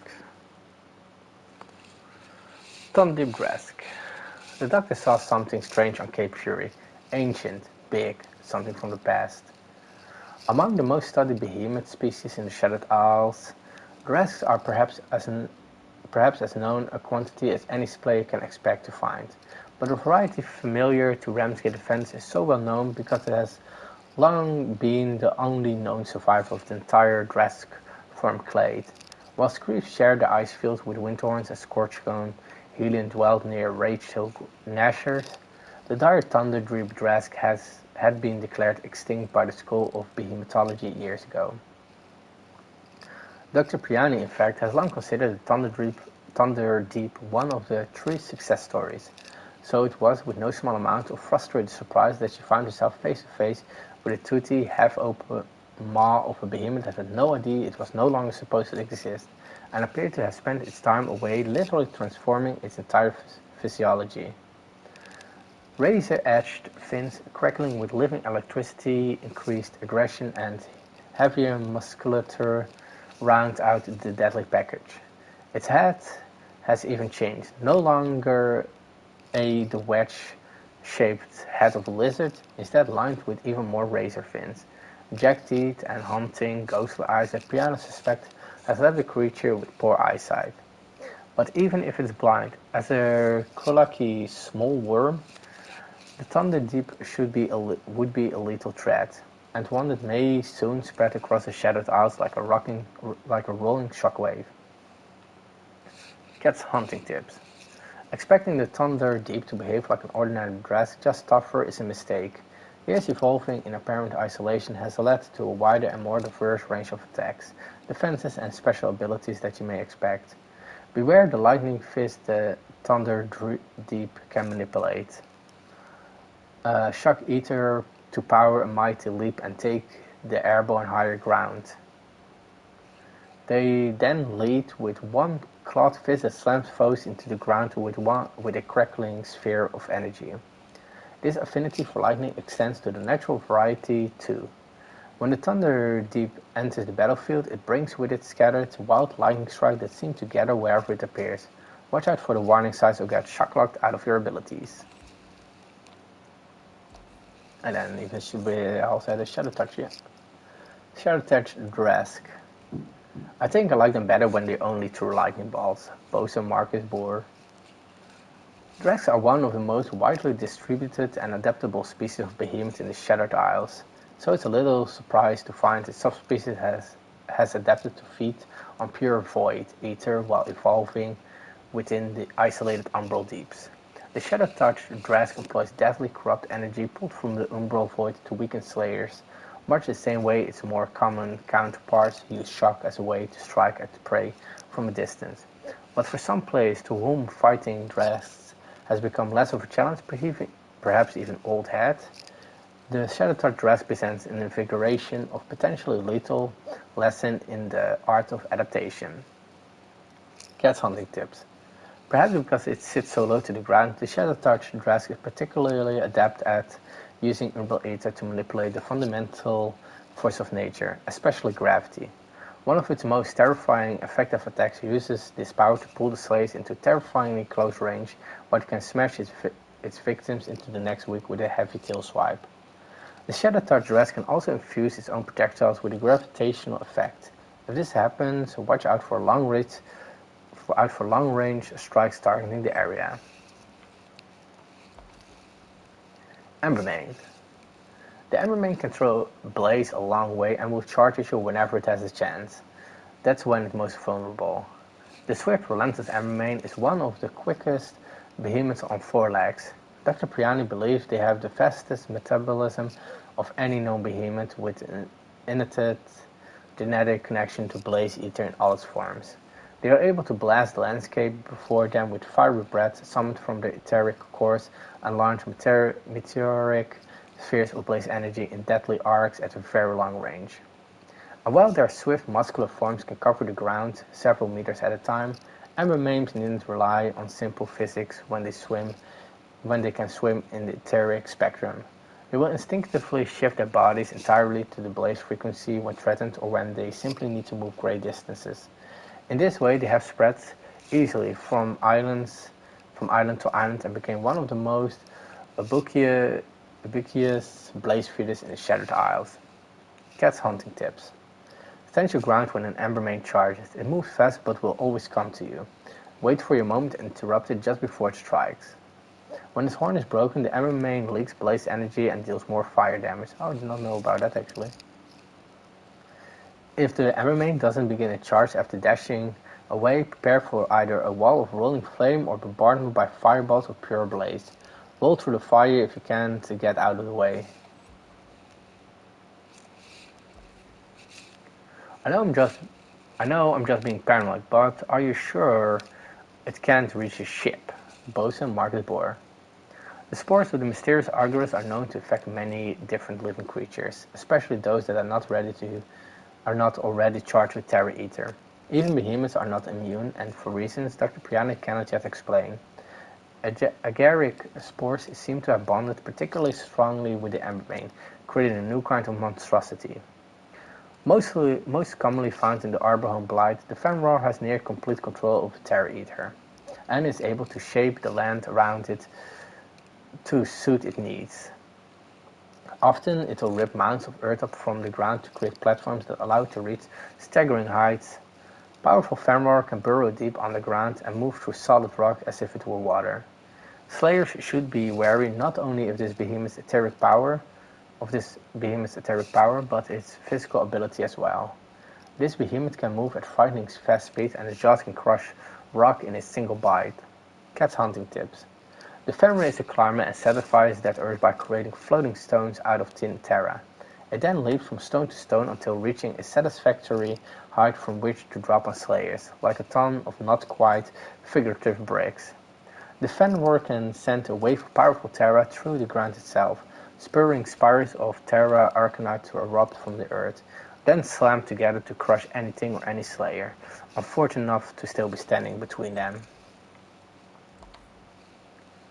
Frostwolf. Turns out, Fire and Ice do mix. What the hell? Well, that's a hell of a note, Granny Straga. Orrery rules and her own rigorous research led Dr. Priani to designate this behemoth as a variety of Embermane, but even Ramgaters prefer the Scaldish name for this extreme evolution of the species, Frostwolf. Like the Uriska, the Frostwolf is believed to have been evolving for hundreds of years on Skaldishkar, much like the Scaldish themselves, which has led to a physiognomy that is difficult to discern as an Embermane, at least at first sight, but Dr. Priani confirmed the behemoth's genetic profile is indeed more than 96% pure Embermane. She attributes the rather drastic phenotypical differences to the original baseline species, vulnerability to frost even more than rapid etheric evolution. Cat's hunting tips. The first wolf, unlike many behemoth species, actually appears to coordinate with smaller specimens of its own kind. Dr. Priana has not yet been able to determine whether these creatures are fauna that have been mutated beyond recognition by charged frost eater, some kind of etheric clones of the frost wolf, or an actual coordinated social unit, in essence a wolf pack, comprised of young and old individuals. They prefer to hunt anything steeped in living frost eater, including the Scaldish, but also seem to actually enjoy hunting anything else they encounter just for the fun of it. With cold icy claws harder than any diamond, the Frostwolf can tear into the frozen islands beneath its feet to release pent-up frost ether from the island's core. This energy emerges as frost geysers that can knock slayers over and leave them chilled. Nasher. This is really one of the first last one as well. We're reading a full-strength Nasher on that island cap. Big mean, hairy bust with a tail as big as an air skiff's hull. The Nasher is a reptilian mammalian bully that always seems to be on the edge of rage. Among the more common behemoths found in Shattered Isles, these ferocious but fairly predictable creatures are often the first prey of an impenitent slayer, yet they should never be underestimated. Nashers instinctively use their chopping teeth to dig into the earth for arachnite fragments, but those mighty incisors can just as easily snap a tree trunk or slay's leg in two.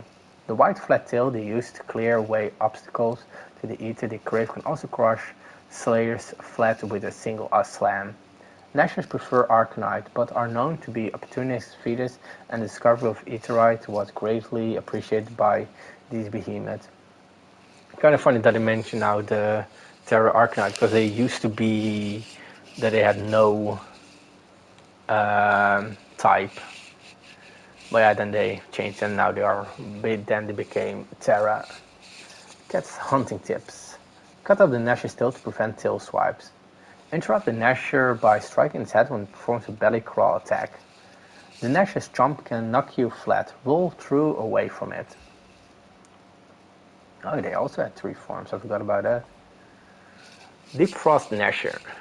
I call the big one Icy. Linear Silver.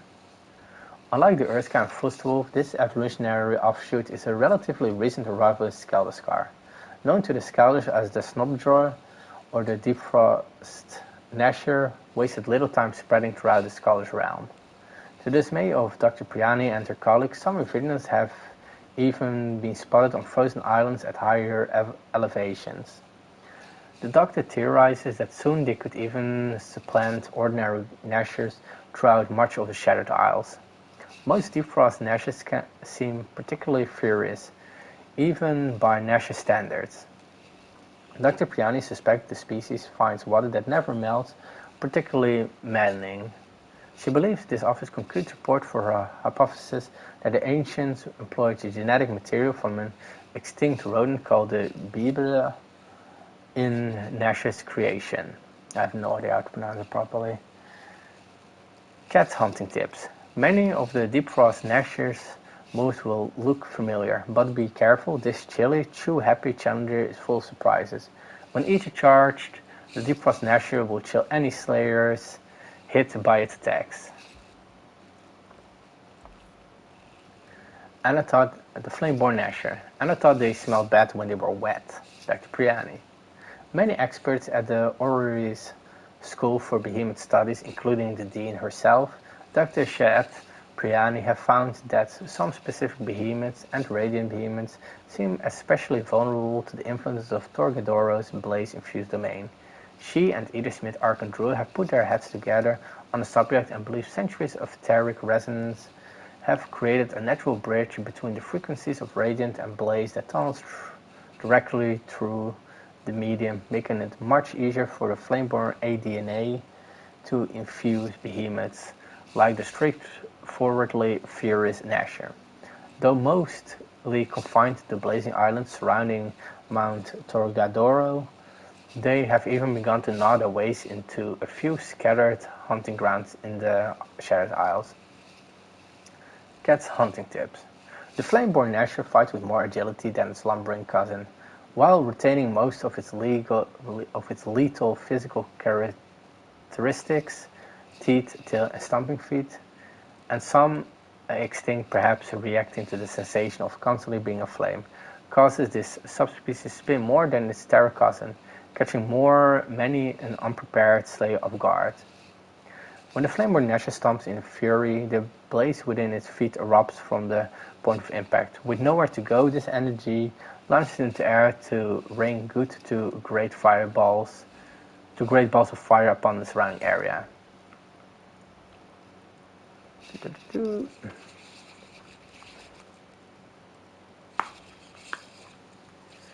Time for a little drink again.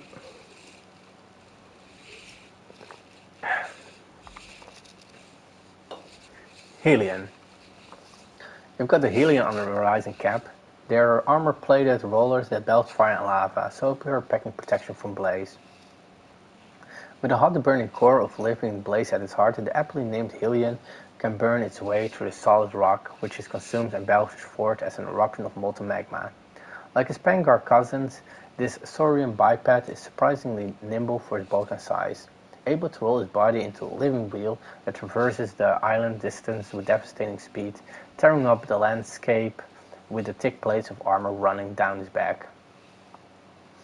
Slayer scientists and eccentric armchair behemoth enthusiasts have many theories as to how the Helion and Pangar seem to have such similar anatomical structure, but feed on diametrically opposite ends of the etheric spectrum. Many scholars posit a direct relationship between the two, and one tale that appears to have at least some basis in historical fact claims that a slayer of old, perhaps even the first slayer, mortally wounded a Pangar while wielding a sword steeped in blaze ether. Rather than a killing blow, all the ether emanating from the weapon kickstarted Pangar's metabolism, but the only available source of more energy was the sword itself, which crumbled to dust as the behemoth pulled every last bit of blaze from its steel to feed a strange new hunger. As a new behemoth species rose to its feet to release an ear-splitting roar, the slayer that had unintentionally created it saw a fiendish beast rising from the pits of the inferno. Whether or not is an accurate assessment of the Hellions' origins, many inexperienced slayers make the mistake of approaching both the Pangar and its fierce opposite with the same tactics. Unlike the Pangar, for example, the Hellion can burn its way into an island, burrow beneath a slayer's feet, then erupt from a caldera of their own making to fly in a graceful arc before landing with the explosive force of a magma bomb. Try as it might, no Pangar could manage that. Cat hunting tips. Lucky Slayer who break the Hellions' scales have a chance to recover a molten orb that can boost attack and movement speed while protecting against more blaze damage. Breaking the Helios' tail removes any of its most effective weapons. Focus attacks on the Hellions' relatively unprotected legs to stagger it more quickly. Karabak. The Karabaks got the wings, maneuverability, and mean temperament of the biggest wasp you've ever seen. An insectoid behemoth with the uncanny ability to camouflage itself even in broad daylight. The gossamer winged Karabak can be a nightmare for unprepared rookies. Swift and agile with blade-like claws on its double-jointed forelegs, this gigantic wasp-like beast has a deep affinity for the frequency of Terra Ether. Found within insects, arachnids, and other creatures that crawl upon the earth or buzz through the air.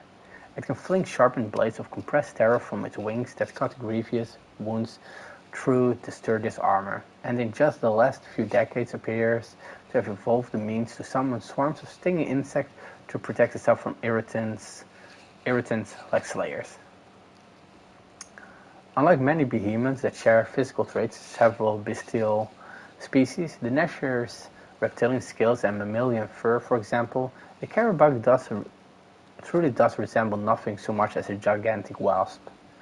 The outward similarity can lead many new slayers to underestimate its cunning and diverse range of abilities.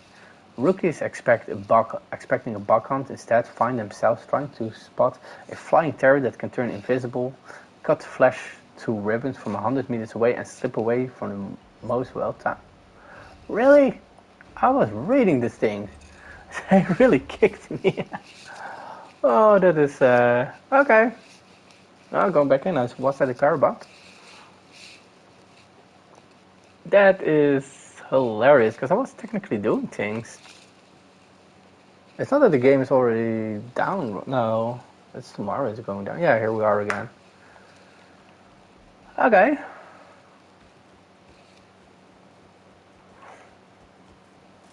Yeah, the chat there, I don't even care about if something bad is going to be said potentially there. Oh.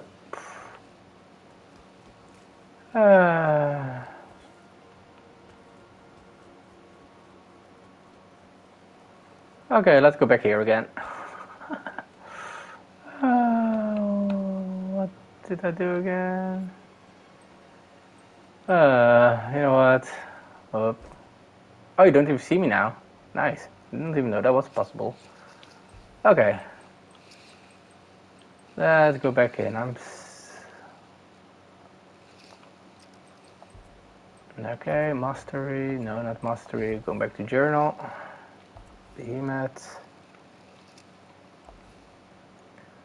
Okay. Bug. Rookies expecting a bug hunt. Instead, find themselves trying to spot a flying terror that can turn invisible. Okay. Instead, find himself trying to spot a flying terror that could turn invisible, cut flesh to ribbons from 100 meters away, and slip away from the most well-timed strike at the last moment. The Karabak is certainly good for one thing. Slayers who face this big bad bug for the first time and live to tell the tale aren't likely to underestimate a simple behemoth ever again. Cat hunting tips. When either charged, additional blades will protrude from the Karabak's forelegs, then improve its agility and strength. Break these blades to end the ether charge. Karabaks can be interrupted during their blade drag attack, which it can only attempt when ether charged. The swarm of stinging insects the Karabak can summon prevents slaves from sprinting, increases stamina cost, and inflicts a small amount of damage. Slaves need only attack the swarm to destroy it, or ask a fellow slayer for help.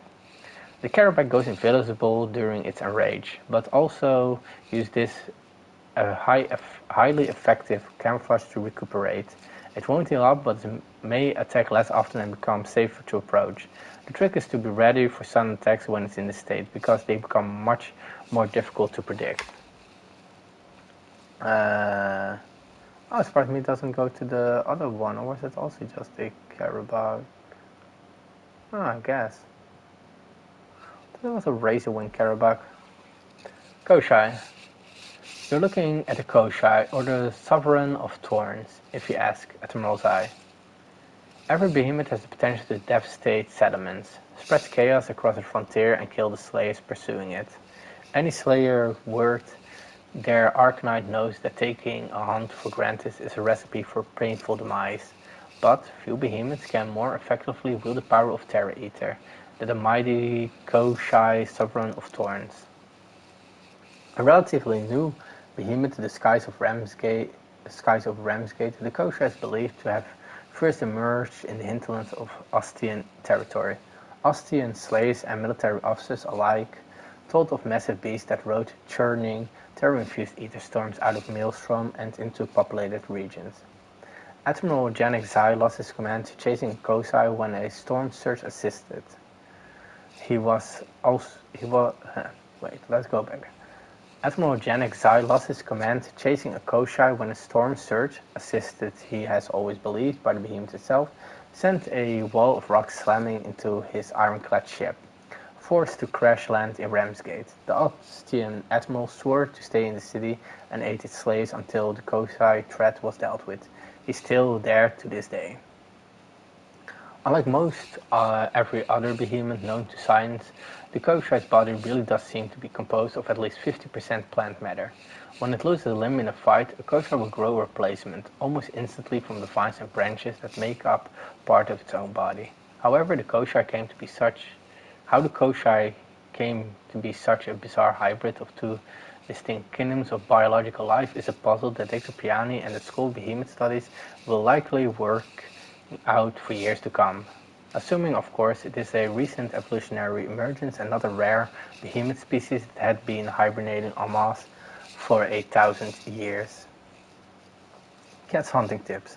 Destroy the vine pots at the center of a Koshai's thorn field to quickly bring down the surrounding thorns. A broken thorn field will regenerate quickly if controlling vine pot is not destroyed. However, breaking the Koshai thorn also severs the Terra field connection to its pot, instantly destroying all thorns on the field. A Koshai can be interrupted during its leap attack and when it's spawning its pot bombs. When in range, a Koshai calls forth a Terra storm that protects the behemoth from attack and forces slaves to move through without regenerating stamina. Dissipate the storm by staggering the Koshai or by buffeting the storm itself with ranged attacks. Lightbound Koshai. These permutations look as if the alterations are external, not internal. In other words, it didn't undergo these changes through its etheric diet over time, but rather something more immediate, Arcandrill. Unlike other behemoth variants, the Lightbound Koshai are wholly new to the Shadowed Isles. Their origins and history are unclear and masked by blinding light. These beasts first appeared on the Paradox Breaks, or so is rumored, an area of unbridled fluctuations in time and ether and home of the Chronovore. This probable habitat is in line with a set of unique abilities, which include time manipulation and control over radiant ether. Regarding its origins, studies are ongoing. Cat's hunting tips. Just because it's pretty doesn't mean it can't kill you. What does she know? Not sure how to put this, but this thing can reverse time. Don't just look where it is now and will be, but where it was. Shadow Touch Koshai. You know, dangerous as they are, your ordinary Koshai has a certain majesty, dignity, nobility even. That thing, pure grade A evil.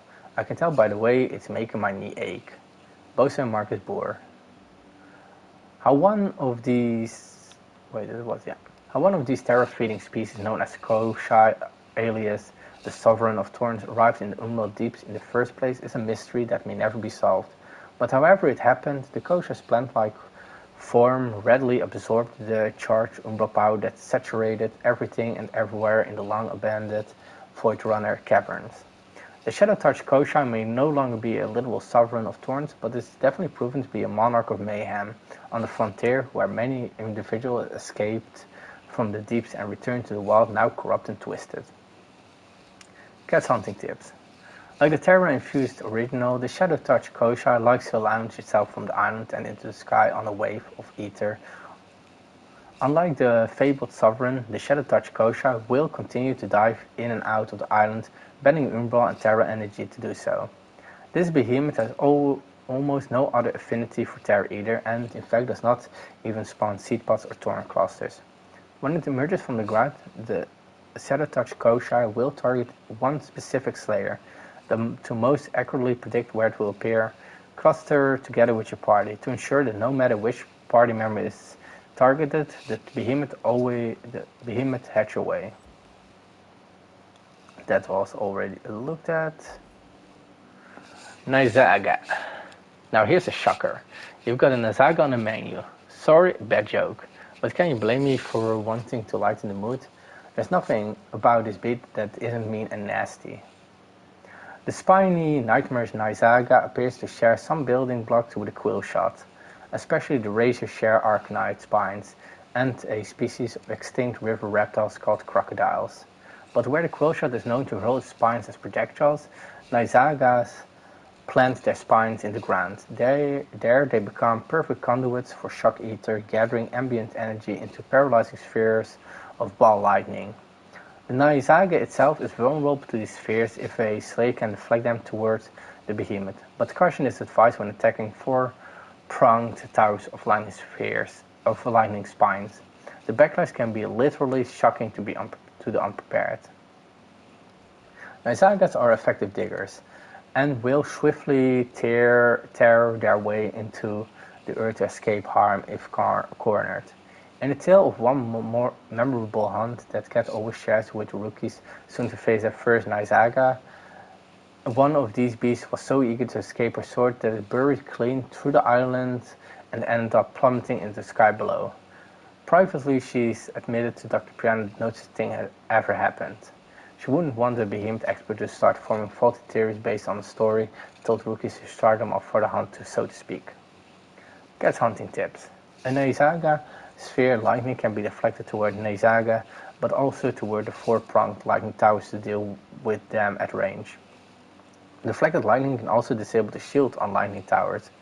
When they become ether charged, Nizagas will build a super tower that's connected to the Nizaga through the etheric spectrum. Destroy this tower to stun the behemoth and cause a lengthy stagger.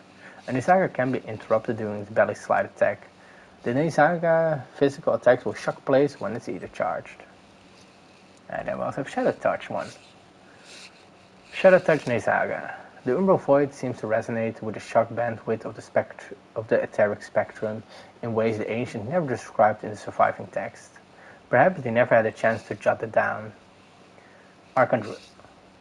Umbral Ether seems to have an unusual attachment to the opposing powers of Shock and Terra, a subspecies of Nizaga that evolved within the Umbral Deeps to feed solely on charged Umbral power.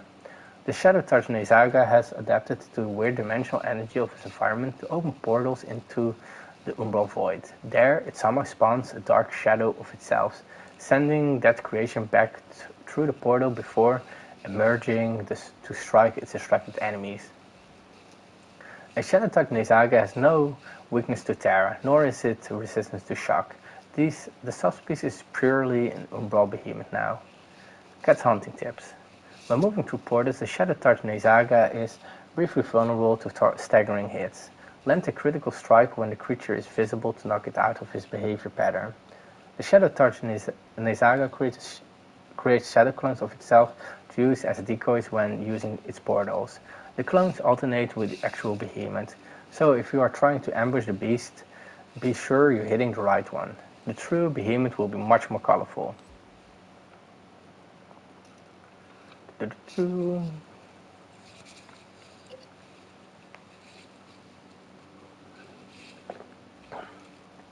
Well, that's halfway already. Wow, over halfway.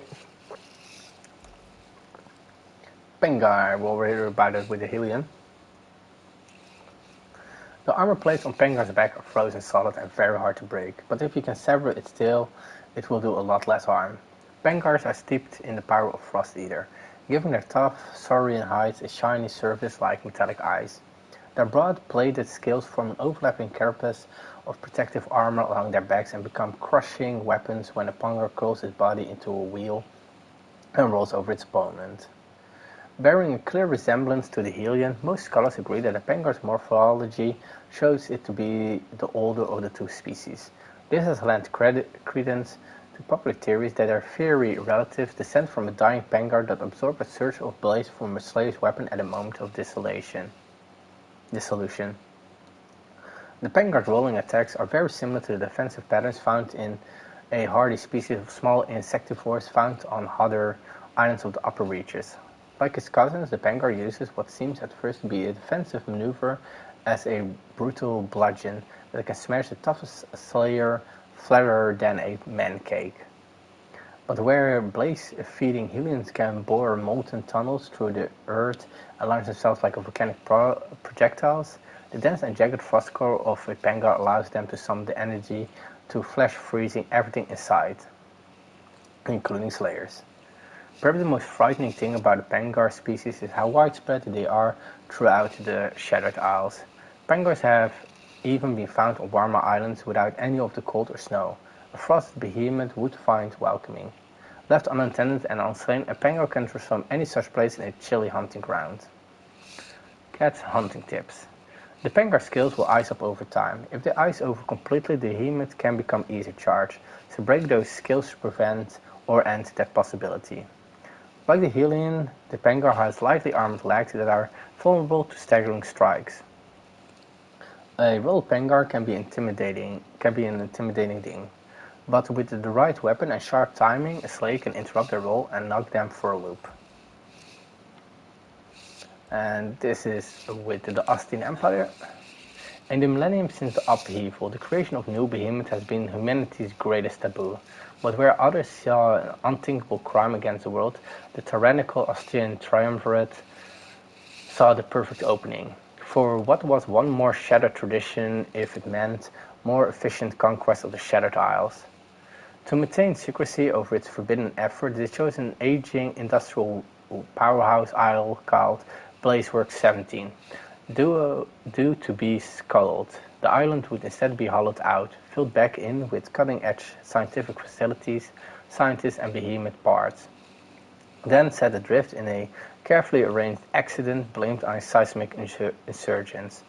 The Blazework became a roving island nest for Austria's first new behemoth in 1,000 years, an avian monster of metal and blaze they called the Phalanx.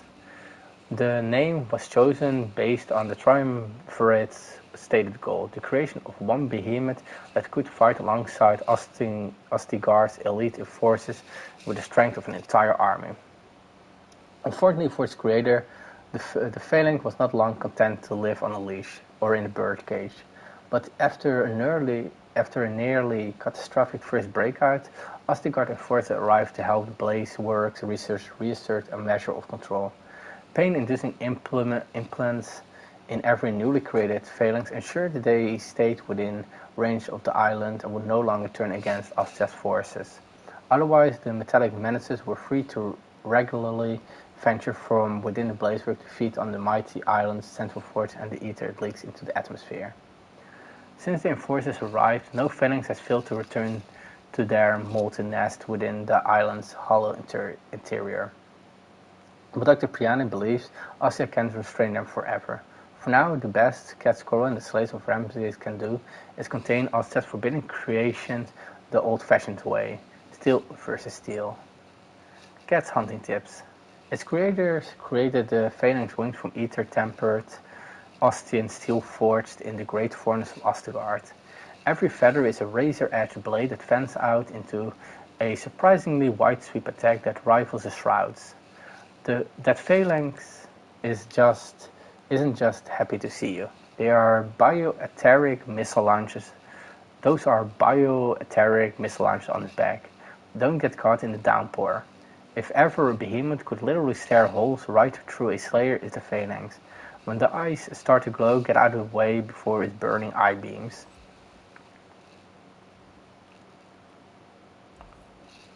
Quill shot. A quill shot's frost quills always grow back. The quill shot is a relatively widespread species of burrower. Oh yeah, wait, the quill shot always called porky swine. The quill shot is a relatively widespread species of borer with the tusk and skull of a charging boar, the height of a mythical rhino, and porcupine-like spines growing from its armored back. These are no mere barbed hairs, but razor-sharp spikes of frost arcanite. The quill shot can regenerate by feeding on any kind of ether in the vicinity. Like all behemoths, quill shots have continued to evolve at an escalating rate thanks to the biologically active ether that surfaces their bodies. On islands dense with charged ether, Slayer scouts have reported strange subspecies arising near the heart of the maelstrom, and slayers hunting the blaze-steeped islands where the Torgadoro reigns supreme report fiery quillshot with exploding spines that rain down like etheric artillery. Although Katsuro and figures like Dr. Shad Priani are doing their best to eradicate the species, odds are good that the versatile, adaptable quillshot will be prowling the Shadowed Isle for ages to come. Every slayer should be ready to face one at any time in any place. Cat's hunting tips. The quillshot's body is covered with quills that act as offensive weapons and defensive armor. Break the spines growing from 4 distinct areas to neutralize the quillshot's advantages, then break the exposed areas beneath. A quillshot can be interrupted by dealing heavy damage during a quill volley attack while it's enraged. Flameborn quillshot. Ever play baseball, that kid's game where you throw a ball of behemoth bait at another kid who tries to hit it as far as they can with a stick? Then you run around in circles while everyone tries to hit you with more bait until you get all the way back to where you started. You treat these flameborn quills like a fast-moving baseball. I reckon you'll be just fine. Train Rusk. The flameborn quillshot has already sent both figurative and literal shockwave through the slay community, forcing a drastic reassessment of how dangerous a quillshot truly can be. Like other flameborn behemoths, it displays more aggression and attacks more quickly than the ordinary quillshot. The blaze on which it feeds has completely surfaced the already lethal spine on its back, and the furious fire in its belly drives it frequently into the earth, as if it's trying to stifle the blazing fire that both powers and consumes it. If nothing else, scorched slayers can take some bitter solace in the fact that a flameborn quillshot's existence is like one of burning agony. Cage hunting tips. The flameborn quillshot spine are made of volatile blaze arcanite. If you manage to dodge them, keep moving. The spine will explode within seconds. If you can't get out of the way in time, you can use your weapon to knock down the flameborn quillshot spines away. The spines will detonate wherever they come back down, causing explosive damage to island, creature, and behemoth. It's time to turn Slugger Slayer. Angle your hit just right and you can even send those missiles back when they came.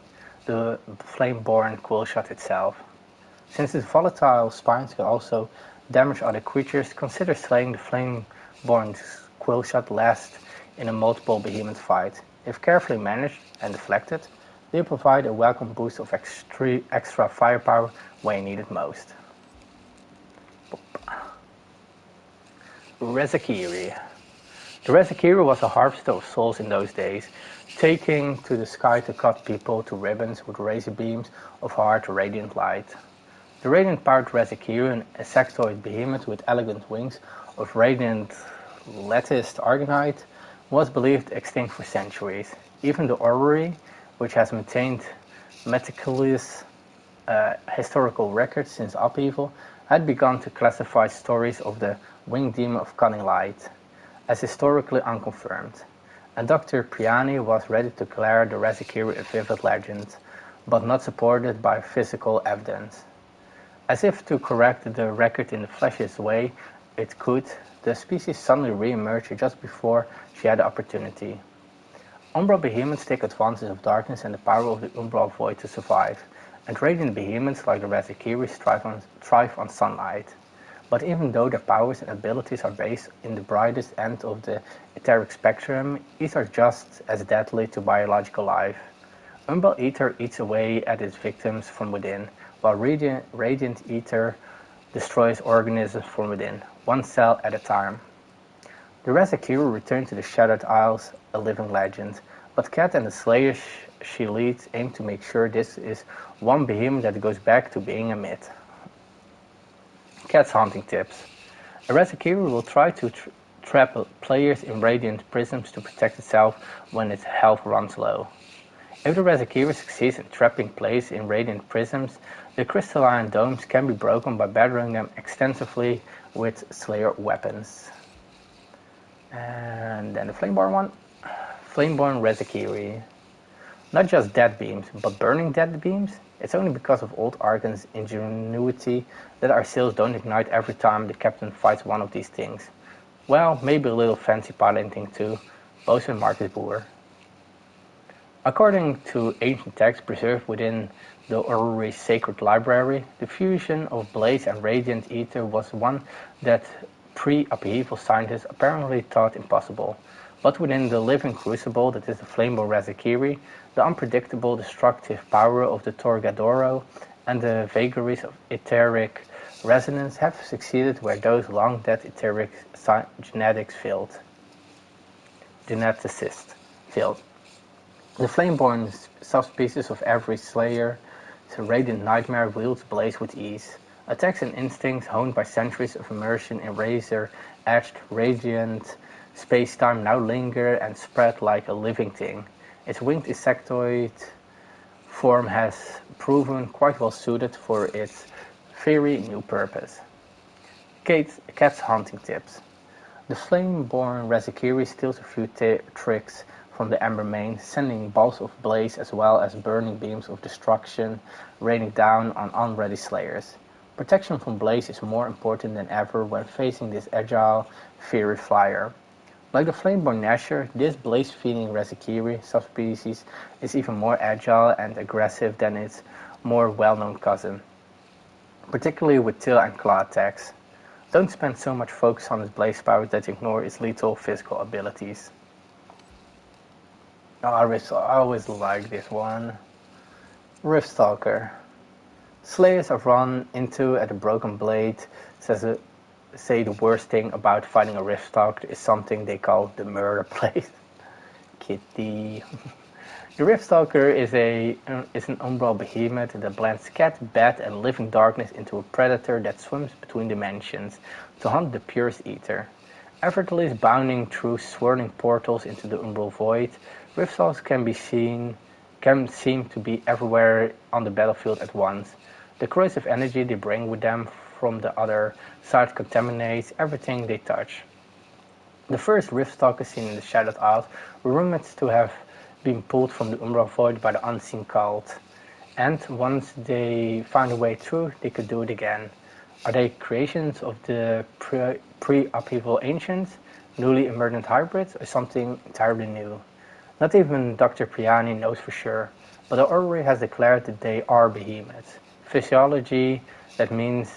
but the Orrery has declared they are behemoths. Physiologically. This means somewhere in the past human beings made Riftstalkers, or they made some protostalker that would become the Riftstalker after centuries stranded in the Umbral Void. As the name implies, the Riftstalker doesn't just move around, doesn't just move through Rift. It uses these wounds in the wall between worlds to hunt, dragging threats into an Umbral Zone, the pocket of the Umbral Void it calls home. Umbral Zones are death traps, colloquially known to many Slayers as murder places. Unsettling prisons of dark geometry and umbral ooze. Only by knocking the Riftstalker senseless can Slayers break out of the zone before the Riftstalker renews the chase and trap their quarry in the Terror Moor. After all, there is one universal truth in any dimension, even the Umbral Void, is that A cat always enjoys tormenting its prey. Cat hunting tips. Rift Stalkers enter our realm from the Umbra Void in an ether charged state from the start. Interrupt them to end that state and portal base attacks. Each time a Rift Stalker is interrupted in its Umbral zone, it will try a new pattern of attacking during subsequent visits. With careful timing, a hunter can interrupt a Rift Stalker when it emerges from its portal. And then last on this line, the Savit. That one was also quite late, one of the latest ones he added. While rising to meet the challenges posed by a limited infantry force, Austria crossed the line. In an act of historical defiance, the scientists created something abhorrent with the phalanx. Little did Ramsgate know this unthinkable crime was only the first step. As the man-made behemoth spread across the Shattered Isles, tightening the triumvirate's grip on the land, a new threat was forming in the shadows. Austria has reached deep into their well of militaristic ingenuity with Savit, and the autonomy of this creature has behemoth experts stumped. Unlike its semi-synthetic counterpart Phalanx, ultimately depends on industrial mechanics, Savit is wholly organic in nature. There are no signs of Austrian steel or weaponry. Whatever this beast is, it's a biological organism at heart. Cursory dissections have revealed that the Austrian pain-inducing implant technology is advancing at a steady pace. Embedded deep under the thick carapace, these inductors are keeping these creatures under their triumvirates and forces stumps for the time being. Oddly enough, there are no incision marks for these implants. Carapace and thorax wholly envelops the hardware. Physical observations aside, the question still remains, where did it come from? Admiral Zai's investigation through this network of moles hasn't revealed much. It was reported that an Austrian expedition, one thought long lost, was discovered deep in uncharted skies, its ship silently drifting.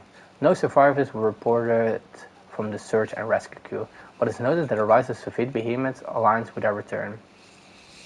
Cats hunting tips. We don't know what the Austrians stumbled upon out there in uncharted skies, so keep your guard up.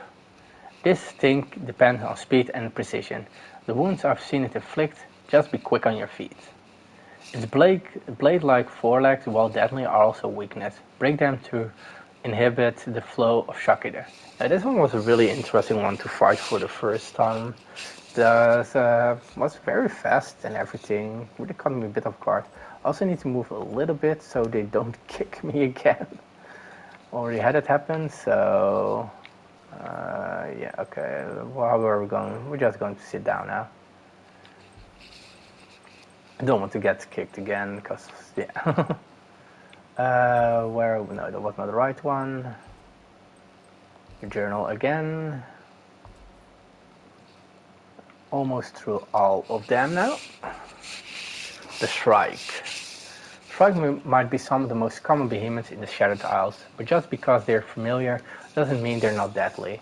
The Shrike is one of the most terrifying of the common behemoth species found in and around the Ram Formation.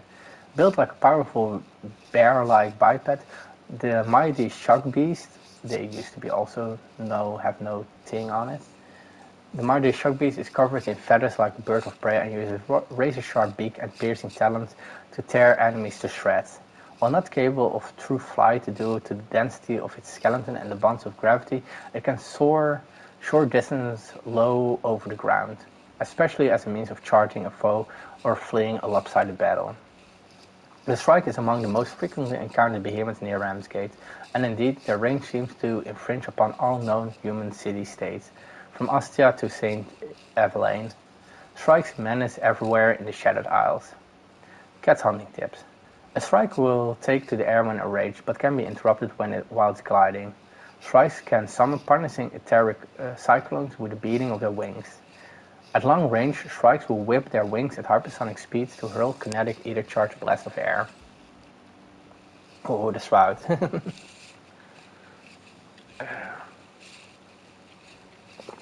That's a shroud. It's a winged horror that you can see into your soul and break it without a thought, if you let it. The shroud is part avian nightmare, Part unspeakable horror, its grim, imposing visage, cloaked in shadow except for its glowing eyes. It bears a passing resemblance to other feathered behemoths like the shrike or screeve, but has little in common with them, beyond a general avian bipedal shape and long wings, used for short glides. The head of the shroud is elongated and dome-like, as if it was wearing a hooded cloak, and it has three glowing eyes that flash like hunting beacons into the darkness of the umbral void. The shroud's raven-like appearance indicates to some scholars that the creature is not just a behemoth, but a predicted mutation brought on by extended exposure to umbral ether. The similarity to crows and other corvids may simply be coincidence. However,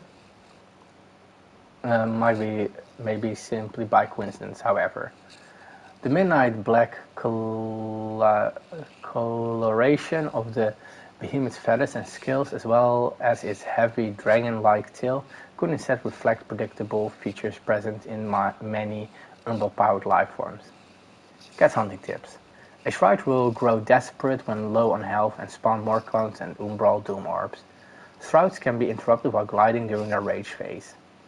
The shroud's umbral corruption will apply the corrupted status effect, draining health and stamina, attack the shroud or its clone to clear the corruption away.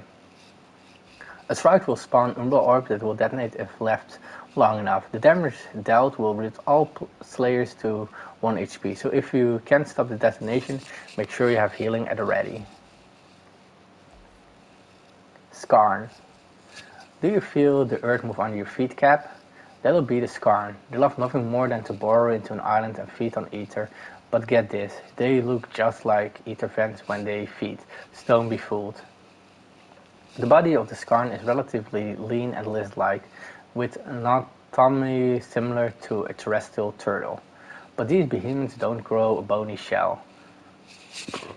Instead, they use the living terra ether within their arcanite cores to form protective armor plating out of earth and stone. The result is a heavy, stout, slow-moving creature that can easily resist damage from a slave's weapon unless a gap in their armor can be found, or the individual rocks and boulders the Skarn wears like a shield are broken, like with a hammer. A Skarn doesn't rely on its instinctive connection to terra for defense alone. The same instinct that drives this behemoth to pull stone and rock to itself for protection also allow it to use those same materials as weapons. It can pull its armor in around its body to form a stone cocoon, and then blast the cocoon out as a wave of rock. The Skarn will hunker down and launch individual pieces of boulder at a specific foe, crushing them beneath an arc of tumbling rock.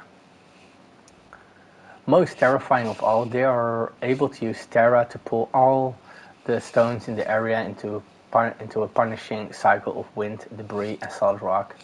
This brutal attack also drags any nearby slaves inexorably into a twisting vortex of ether and stone, knocking even the most prepared and protected behemoth hunters onto their backs. Skarns can be found throughout the Shattered Isles, but despite their great bulk, they are actually quite good at camouflage, thanks to the natural environmental armor around their scaly bodies. When a Skarn wants to settle in and feed on an ether vent, it will burrow down into the earth next to the ether source and begin its feast. Other behemoths are known to burrow feed in this way, but only the Skarn can disguise its exposed back as a second ether vent. Savvy slayers always check for a second vent. Cat hunting tips. The Skarn's armor is vulnerable to blunt damage of the sort dealt by hammers and ether strikers.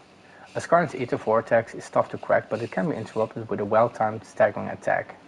When a Skarn targets you with a belly slam, heavy damage to its legs can stop the attack cold. Deep Frost Skarn.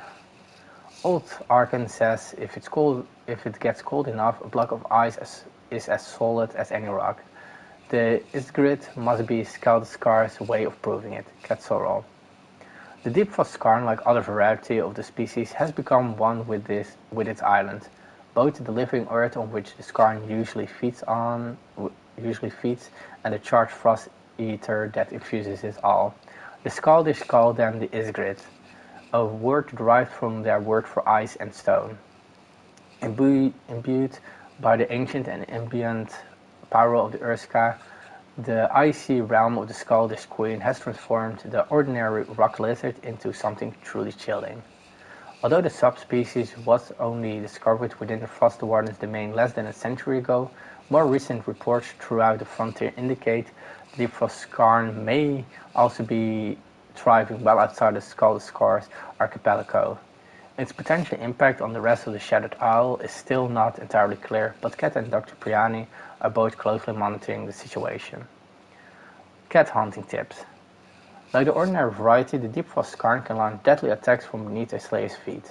These ice spires explode when the behemoth becomes ether charged, though they are made of incredible dense frost arcanite.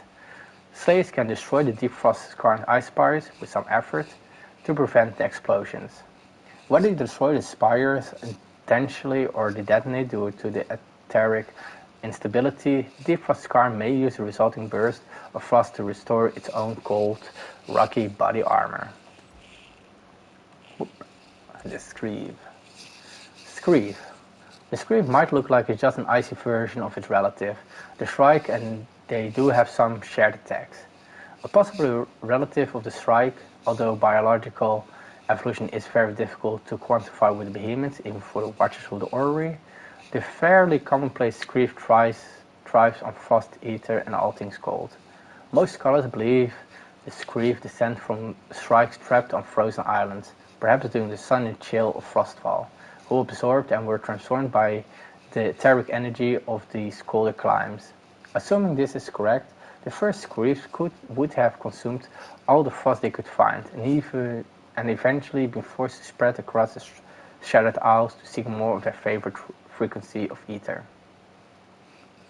In the same way, Shrike use their powerful wings to whip up cyclones and punishing windstorms of neutral ether, the Screeve can stir the ambient frost in their environment with natural occurring snow and ice to cut a swath of ice through a team of Slayers. Like the Pangar, they can also flash freeze any prey or Slayers who are unlikely to be caught in a direct hit. Like Shrikes, Screeves are not good long-range flyers, but they can manage short hops from isle to isle.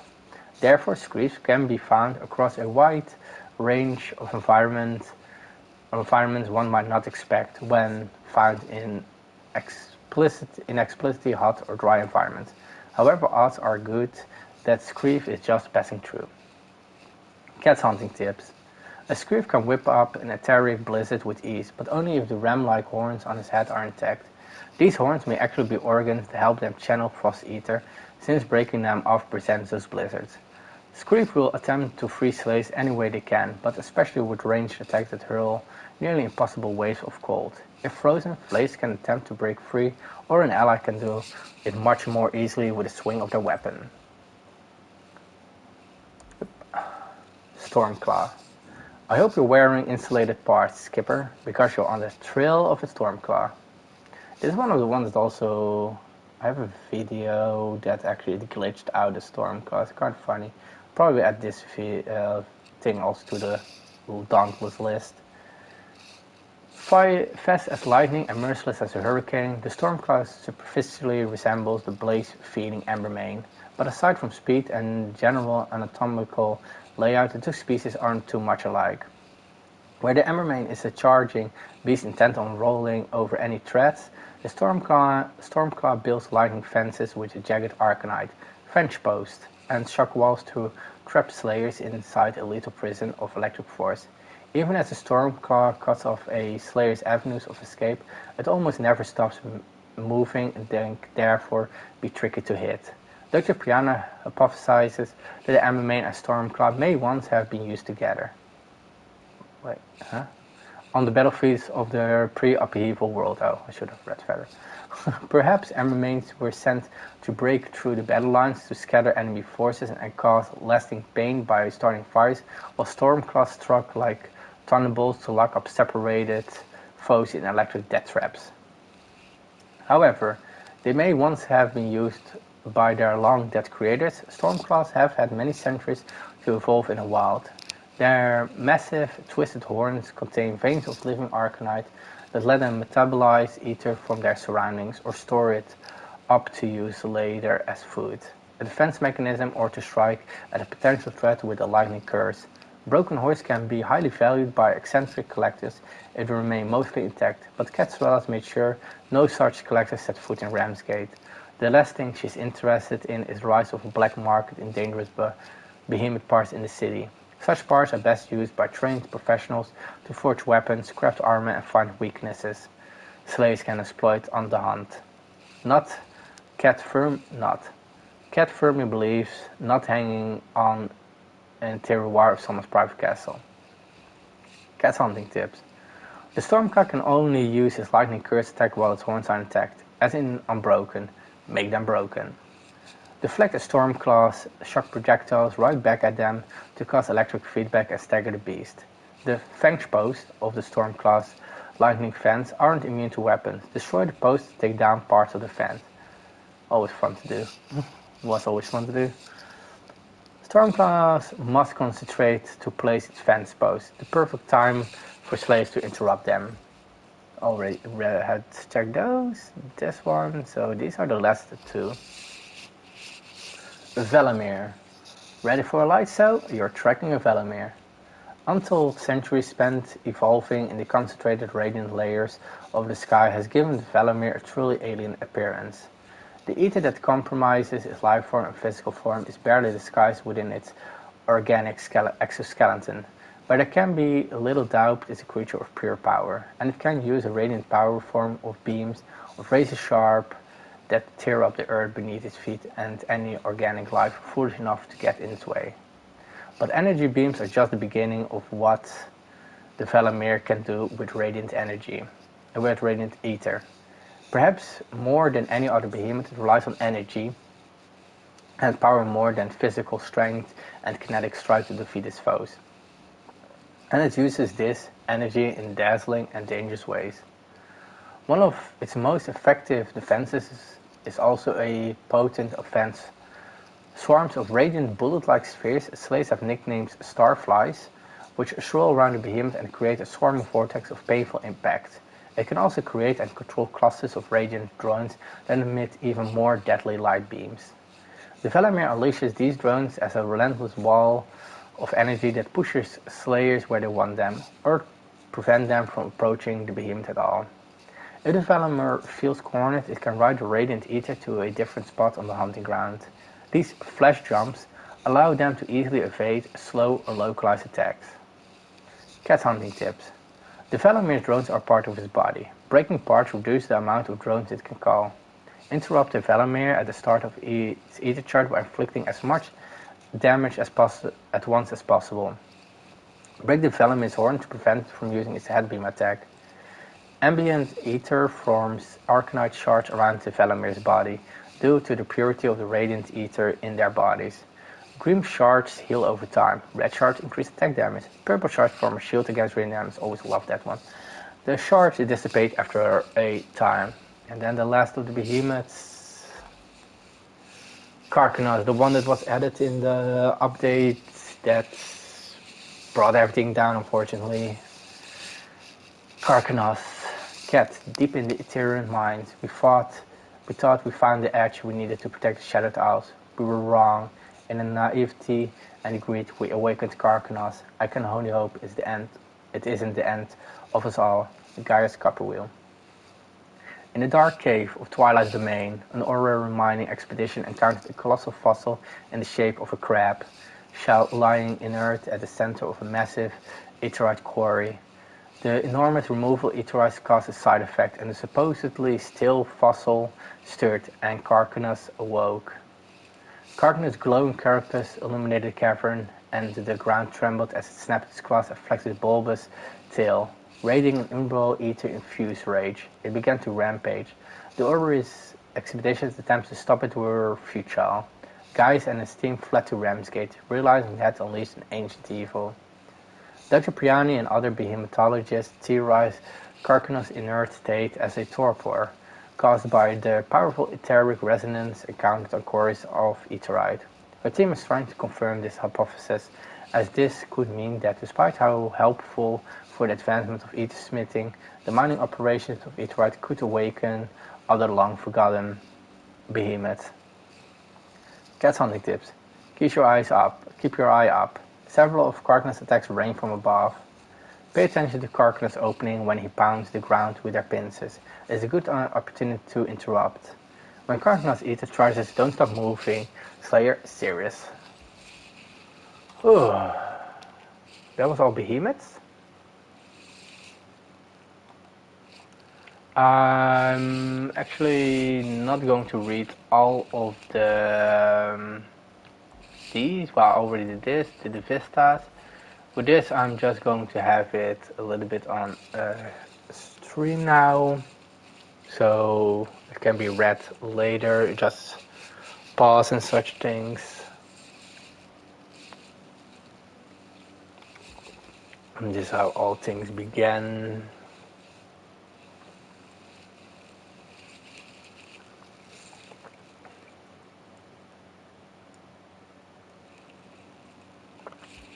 And there we go to the last one. I think this one was for the Umbral, yeah.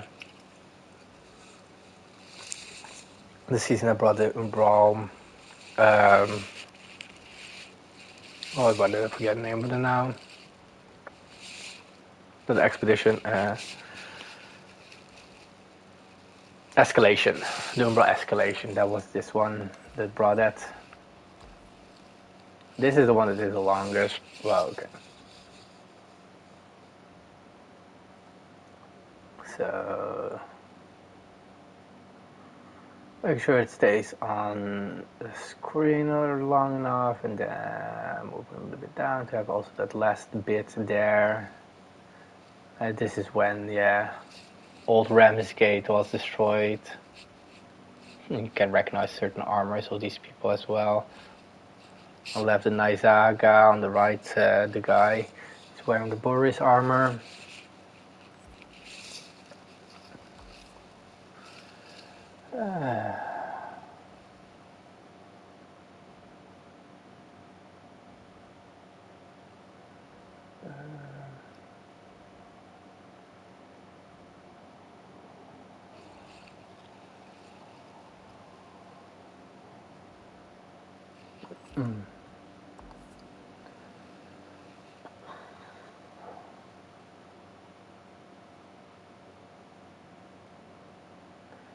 I just want to make sure that these things, I don't have the time to read it all out anymore. My throat's also kind of hurting. Some throats, I'm just have it like this, that things. Oh, okay.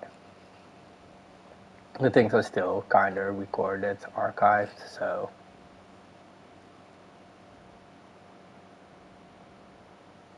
So, yeah, that's all. Okay. Little opposition.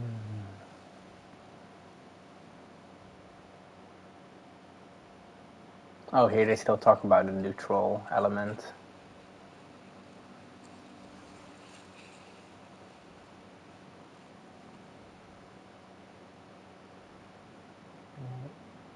Okay. Yeah.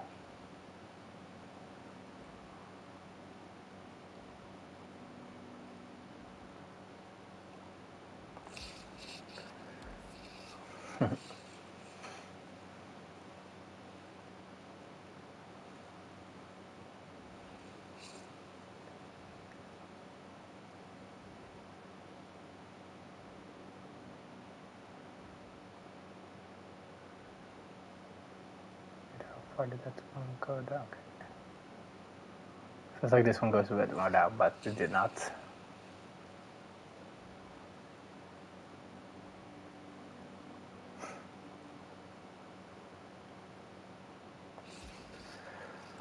Okay, I have no idea how many there are.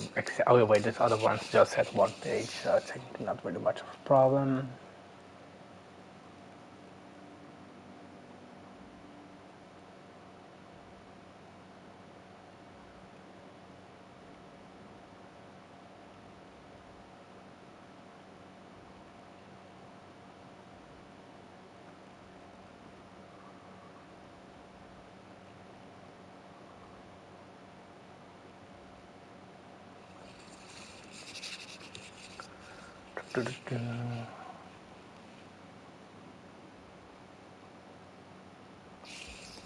Yeah, I'm pretty sure more people probably also kind of do this a little bit, saving up things, but just in case not, just have this work saved pretty much. The work that developers put in it and everything, that it doesn't becomes forgotten media or something like that.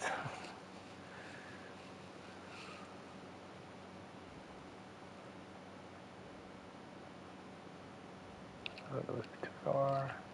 Oh, come on.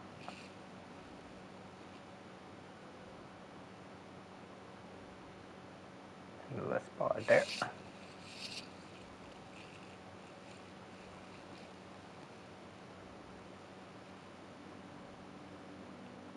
If I can mess up a bit up, let's see. That one went to there, yeah. Then we go here. And then, okay. Okay, these were just one pages, so that's not really that much. Granny's Draga. All the forest layers.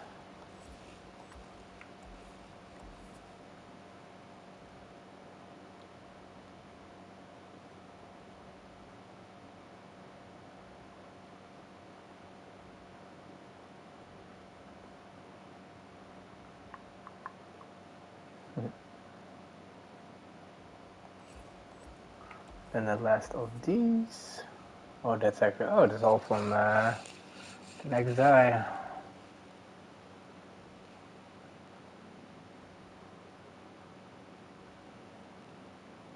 Oh, it all fits there, that's good.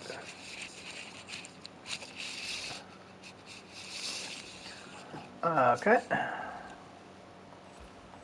That was pretty much all the story thing.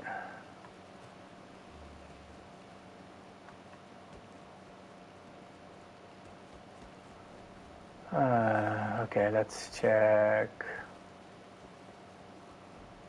all the weapons that were eventually. Oh, yeah, wait.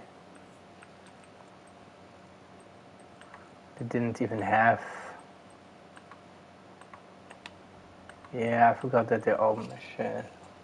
Let's stop with the things there. Can't really show things there, but I can at least still show all the armor that was in the game.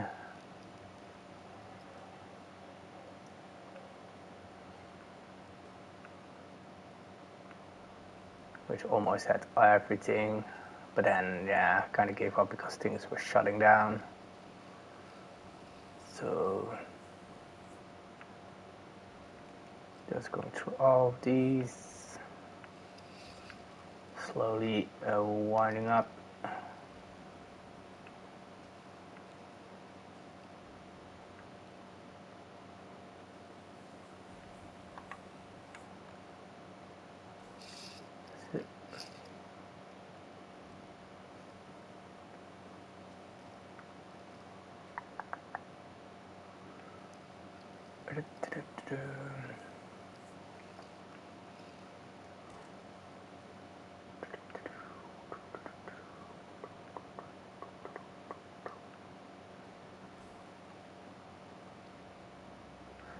There's also only 4 armor pieces, pretty much, so to look at.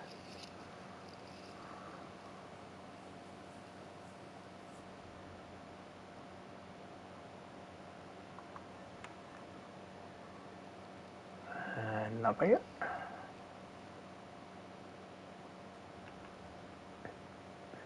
I should stay here a bit longer.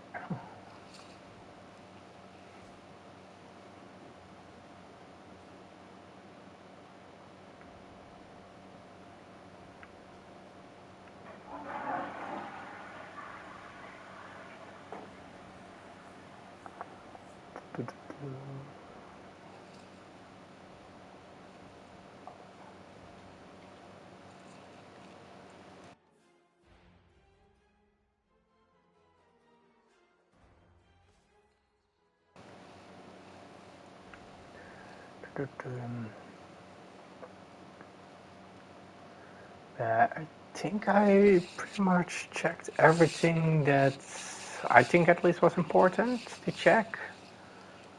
So, because this armor is pretty much the last thing of that.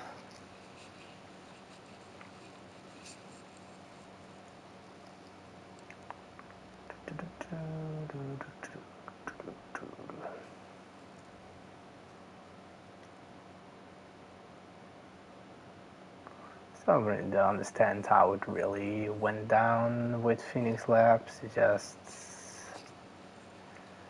Yes, and this is not how it should have gone. But nothing to do about it anymore, unfortunately. I did see, by the way, that one of the all developers for Dauntless, he did have a game on Steam.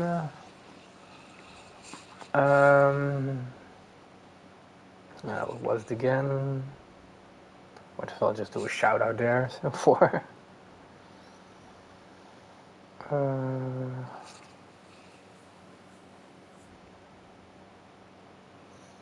Let's see, is it surveillance here?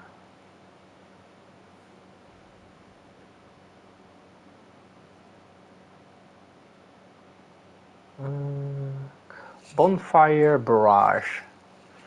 That's a game by a former Phoenix Labs guy.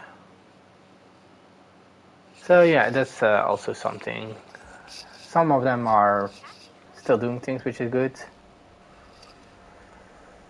Now for the last thing to do. Before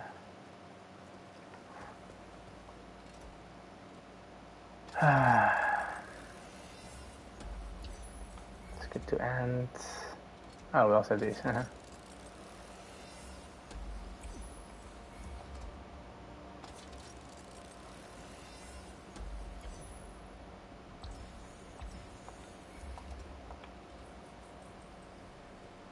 And last but not least, also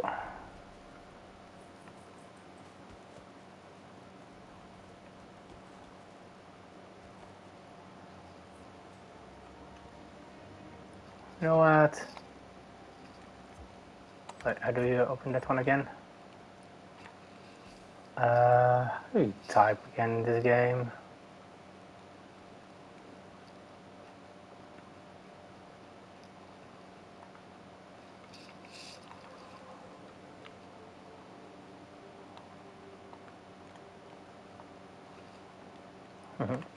Now getting some more. Why can I not type? Oh no, that's not right. Huh.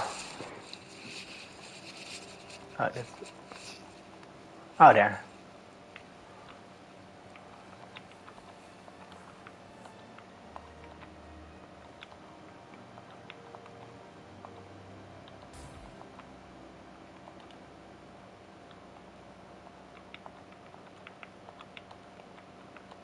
We're going to get a little bit dramatic here.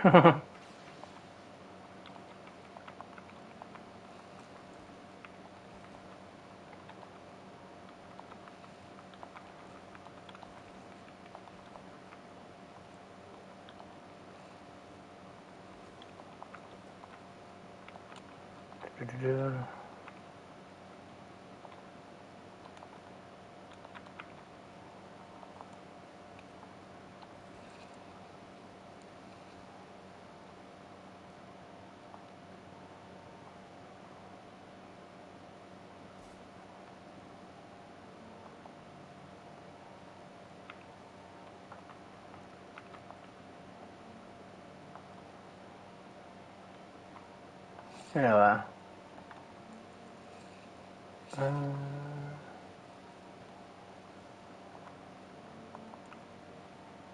I have no idea what to put here.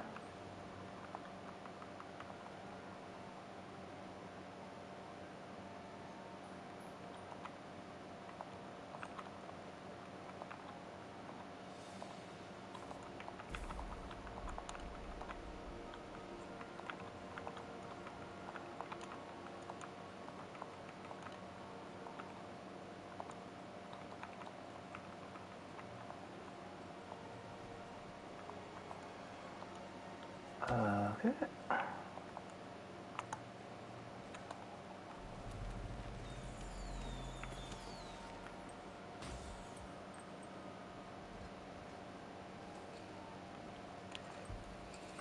No, we do actually have some of those still. Was it social or was it on the My Slayer? Customize Slayer, Curiosities, yeah. What do we all have?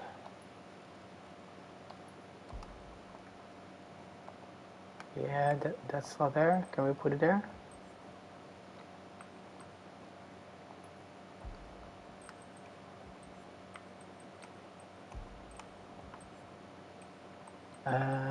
The spring tie.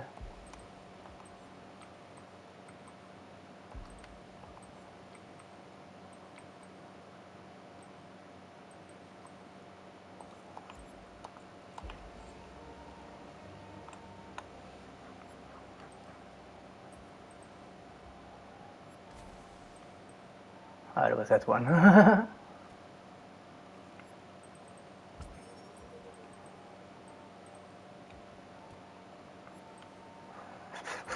Just getting these out.